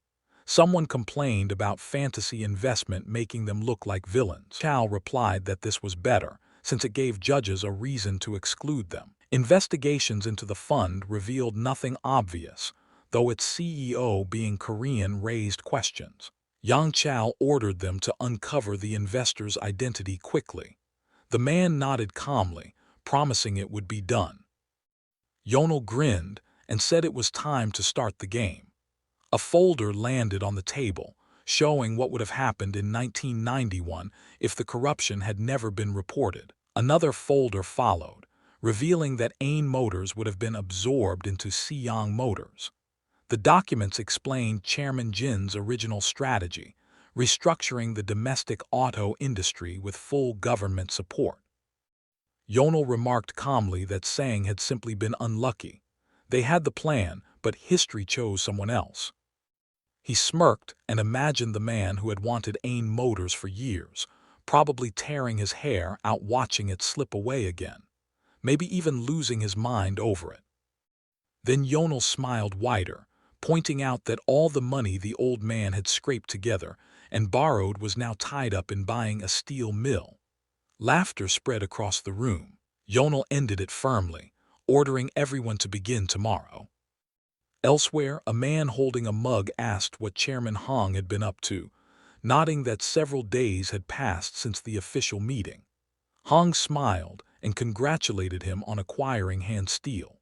The man closed his eyes and asked if congratulations were really necessary, since the vice chairman and Yongan had handled everything. Hong lowered his head and added that he'd heard the chairman had recently studied business abroad and already taken on something this big. Then Hong hesitated and reported that strange rumors were spreading. News about Ain Motors had suddenly started appearing again, exactly like 6 years ago. The gray-haired man froze and slammed his mug down, asking if someone was targeting the company. Hong admitted it wasn't confirmed, but the similarities were too obvious to ignore. When asked about Hansung Daily, Hong replied that their exit had already been blocked. The man stayed silent, put away his phone, and asked for a bottle of water. A nervous girl brought a tray, flinching when he snapped that he asked for a bottle, not a glass. He drained it quickly, slammed it down, and waved her away. Frowning, he asked if Hong could delay the articles. Hong agreed calmly, joking that there hadn't even been a wedding yet and favors were already being requested. Hong promised his reporters would try their best, smiling as he imagined tripping up Dehan Group. He looked satisfied, already picturing Chairman Jin taking care of his eldest granddaughter. In another building, a man entered and asked if there was news from Uito about Ain Motors. Jae-jun looked at him over his drink. Sean wondered aloud whether he even had time for university when the country was this unstable. He asked if he was worried about the Southeast Asian financial crisis or planning to exchange regional currency for dollars. Dae-jun asked why he would do that. Sean believed the crisis was inevitable. Smirking, Dae-jun hinted that Southeast Asia was already hell. By April, 4 Korean conglomerates had collapsed, while the Asian dragons were still standing tall. Sean frowned when asked whether preparing for a typhoon was really so wrong. He closed his eyes, realizing Dae-jun was closely tracking global financial flows. Sean revealed rumors that Daehan was targeting Ain Motors. Its finances were already at rock bottom, and a little pressure would suffocate it completely. Dae-jun realized history hadn't changed. 6 years ago, his grandfather failed to take Ain Motors, and now the same moment had returned. This time, he decided, the outcome had to change. He asked about the takeover directly, surprising Sean. News spread that the story would be framed as a foreign investment success through fantasy investment. Dae-jun frowned and stated firmly that it would be their company, not outsiders, that did this. At Siyang, reviewed documents, reporting that Daehan's chairman was using the exact same strategy Siyang had designed 6 years earlier. They fell silent. Daehan had gotten hand steel, but it drained their funds.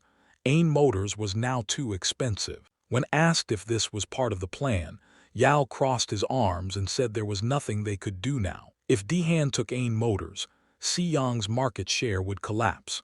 Yao demanded action by tomorrow. After the room emptied, Haki asked whether they should sell the 7% stake in Ain Motors held under other names. Yao snapped, accusing him of surrender. Haki replied calmly that if Daehan took control, Ain Motors would go bankrupt anyway.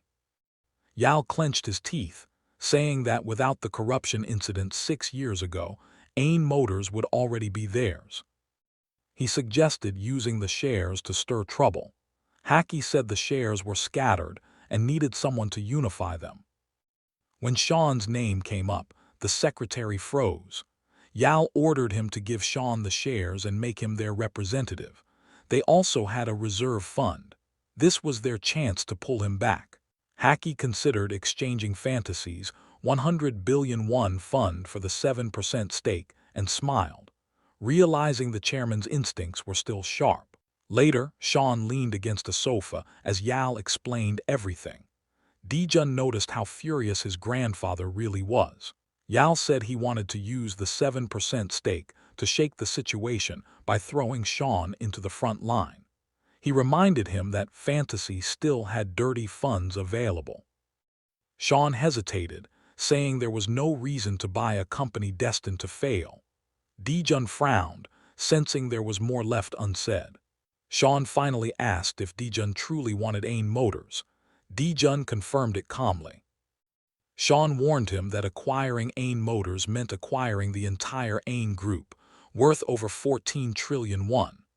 When asked what he would do next, Dijun stayed quiet.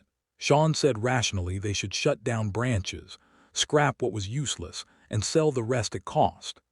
Dijun smiled, saying valuable things should be sold at a higher price. Sean replied that they should sell it to whoever paid even slightly more. Dijun thought that answer sounded exactly like a gambler's logic. Sean smiled and suggested saving Ain motors properly, cutting away the rot first, then applying medicine and feeding it nutrients. Dijun looked pleased and asked what came after that. Sean scratched the back of his head, admitting he wasn't confident he could control a massive conglomerate even if they succeeded. Dijun calmly told him to reach that point first and worry about control later. Closing his eyes, Sean said the real issue was simple. Even if they rushed into the takeover, the odds of winning were close to zero. Dijun smiled and asked why Sean suddenly sounded cautious, reminding him that he'd never been afraid of low odds before. Sean clenched his fist and explained that if Chairman Jin's 7% stake ended up with them, they could finally see inside the company. He reminded Dijun that his grandfather was Chairman Jin himself. Dijun realized that without Siyang's influence, everything would become far harder. Sean said Dijun had enough money to buy Ain Motors, but auctions weren't enough. Power mattered more.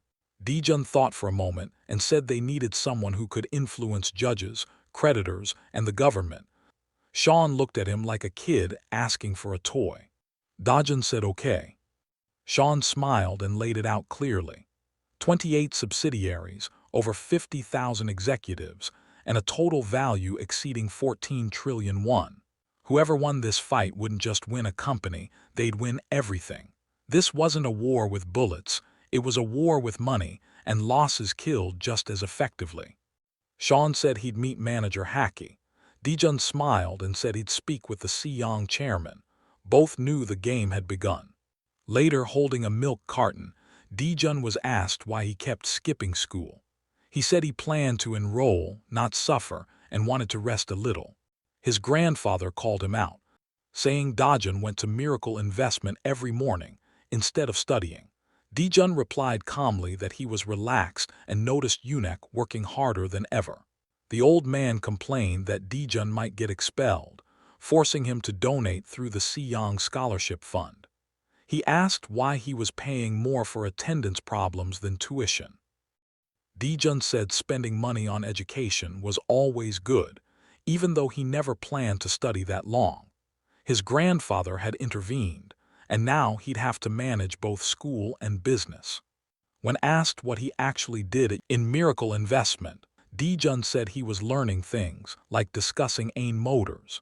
His grandfather froze. Dijun explained that Ain Motors was heading toward bankruptcy. The financial sector had turned its back, and Wang Motors' propaganda had finished the job. He said they must have run out of liquid assets, otherwise Dihan wouldn't suddenly apply pressure. His grandfather asked what would happen next. Dijun answered calmly that someone would take Ain Motors quickly and forcefully, just like hand steel. Chairman Jin smiled, scoring his answer 80 out of 100. When asked why not full marks, because you did not mention who would take ownership. Dijun said because it wasn't clear who would take it yet. Dihan had done this before, hiding its true goal until the final moment. The chairman wondered who else might want Ain Motors. Dijun knew he was referring to the Southeast Asian currency crisis. The old man said many conglomerates were already bankrupt, while the rest were hoarding cash. Dijun asked if he had a secret weapon.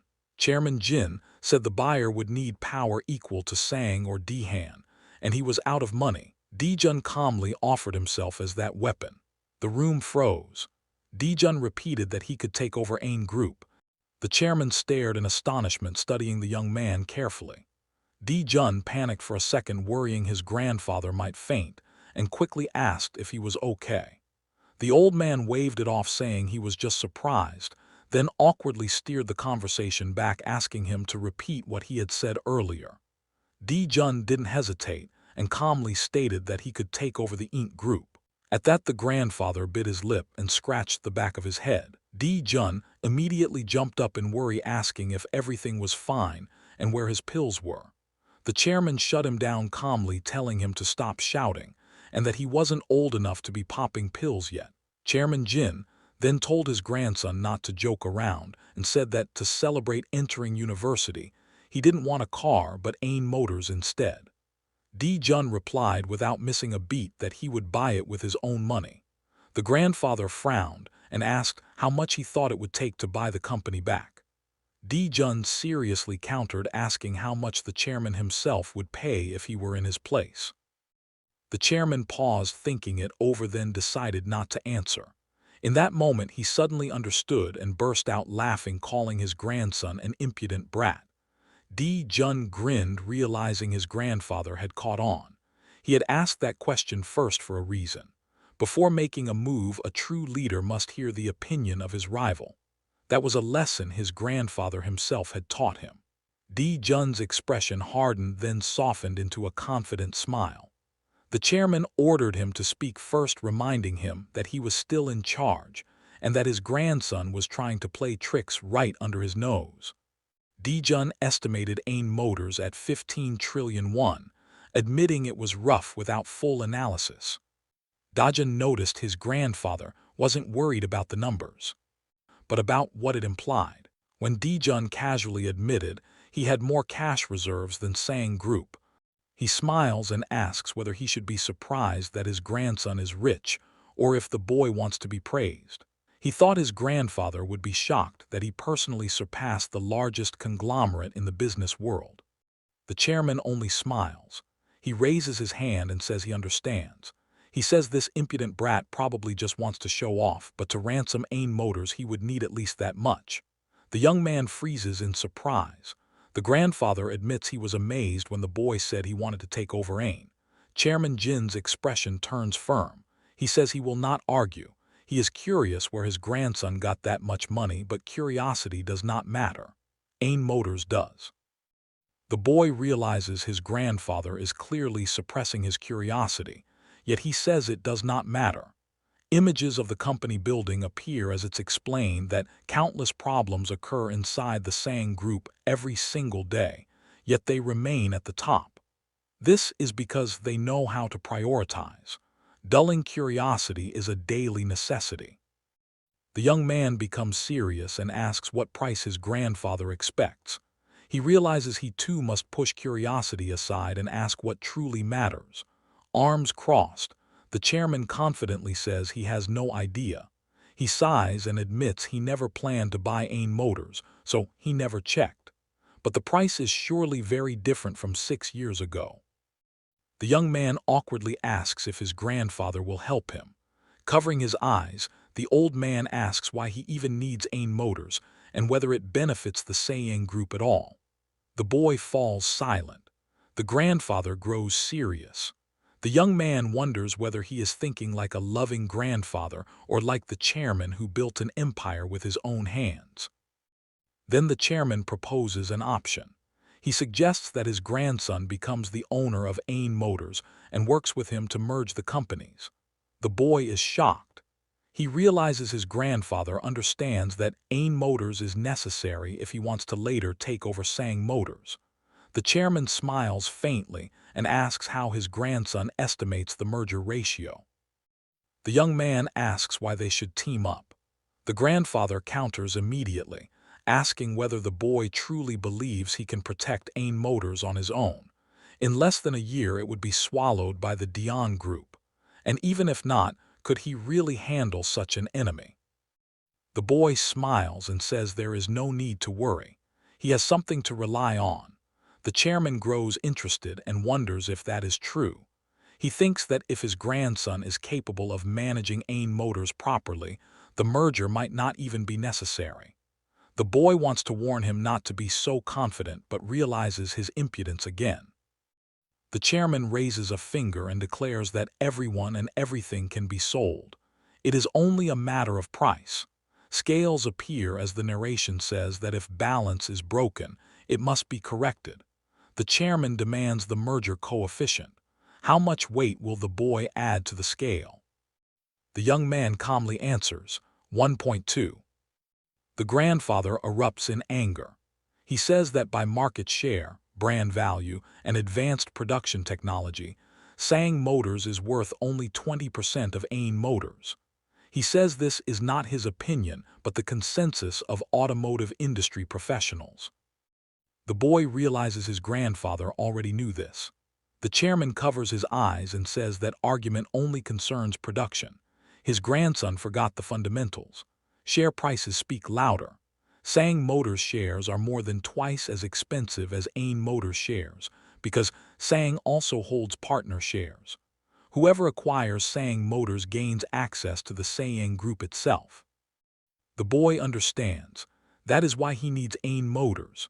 The chairman crosses his arms and asks whether his grandson plans to place it on the scale. The boy's eyes sharpen with resolve. The grandfather smiles and comments on that expression. He relaxes back into his chair. It is revealed that during this conversation both of them exposed their secrets.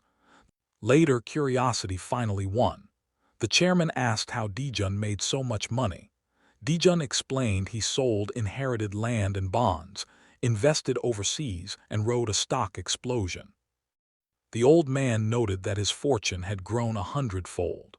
When asked about fantasy investment, Dijun revealed he owned 98%, and that Sean was the executive director. Chairman Jin was stunned. He realized his grandson had already built an empire.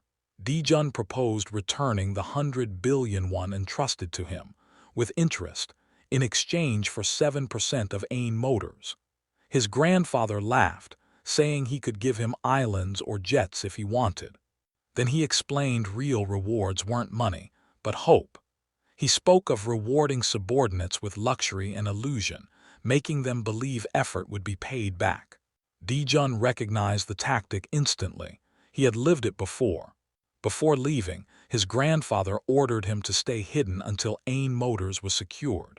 Even Haki wouldn't know. Jun smiles. The young man and the old man lock eyes in silence. Yell folds his hands and turns to his grandson once more. He asks calmly what kind of wealth he actually owns. If he takes over AIN Motors, how much will he have left afterward? Jun chuckles. He says you should not dig directly into someone else's wallet like that. Then he adds casually that if the old man suddenly needed money, he could always borrow it from him. The room freezes. The old man stares at him in shock. Silence fills the living room. Yell suddenly stands up. He glares at the young man in anger. Vyun purses his lips, clearly thinking the boy has crossed the line. Then the old man walks forward. He places a hand on the hero's shoulder. He smiles. He says good job, calling him a kid, and adds that the young man has truly grown up. Jun looks at his grandfather with sparkling eyes. As they parted, the chairman told him to prepare accountants to dissect AIN Motors' books. Haki confirmed everything was ready. At the next meeting, doubts surfaced again. The chairman shut them down, demanding results within a week. Finally, he ordered a meeting with AIN Motors' chairman, saying he would go personally. Elsewhere, San smiled and asked if the talk went well. Dijun said he had full backing, and San should handle officials and shares. San asked why Dijun wouldn't appear himself. Dijun said no one trusted a child, especially one from a family with enemies everywhere. As plans accelerated, Dijun lay awake at night, haunted by memories of a gunshot from his past life. This time was different. He wasn't chasing comfort, he was chasing domination. He wanted to stand at the edge, even if the end was emptiness. When asked why he went quiet, Dijun turned away and said he'd remembered something. His grandfather added that once the shares were secured, the 100 billion won fund had to be returned. San asked cautiously if they could at least give back half. Dijun stood with his hands in his pockets and said he had already promised his grandfather. Since he chose to help, there was no other option. San asked whether Dijun had told him he was the main shareholder of Fantasy Investment. Dijun replied that of course he did, otherwise he wouldn't have asked for help. San pointed out that even as the main shareholder, Dijun was still returning all the money, calling it a missed chance to quietly keep 50 billion. Dijun replied that if his grandfather were that kind of man, Sang Group would have already belonged to his eldest uncle. San leaned back and muttered that the family was a nest of snakes. Elsewhere, tension filled the room as someone asked why everything felt so calm. A heavy-set man by the window said indirect evidence made subpoenas difficult. When asked why the press pressure was weak, everyone fell silent. Someone admitted it felt like Ain Motors was being protected. Hansung Daily was mentioned, and it turned out they hadn't written a single critical article. The leader sat back and asked if the rumors about marriage ties were real. Anger spread as it became clear everything was happening at once. Someone muttered that it looked like the old man was ready to sell even his grandson to stop the chaos. It was announced that Ain Motors had entered a government-led bankruptcy deferral agreement in April 1997. During the grace period, hidden slush funds quietly moved. The true mastermind was Chairman Ain, working through fantasy. At Yang Chao's house, he smiled and asked whether Dijun's capital had really grown 100-fold. Sean felt awkward, knowing it was far more than that, and said it was mostly luck. Yang Chao called him modest and said he wished Sean worked for him. The discussion shifted to the hidden 270 billion won. Once the deferral expired, arrests would follow unless the money was removed first. Yang Chao smiled and asked directly if Sean was being asked to launder money. Sean hesitated but answered honestly. Dijun stepped in and suggested using the funds as retirement money for Ain Motors executives.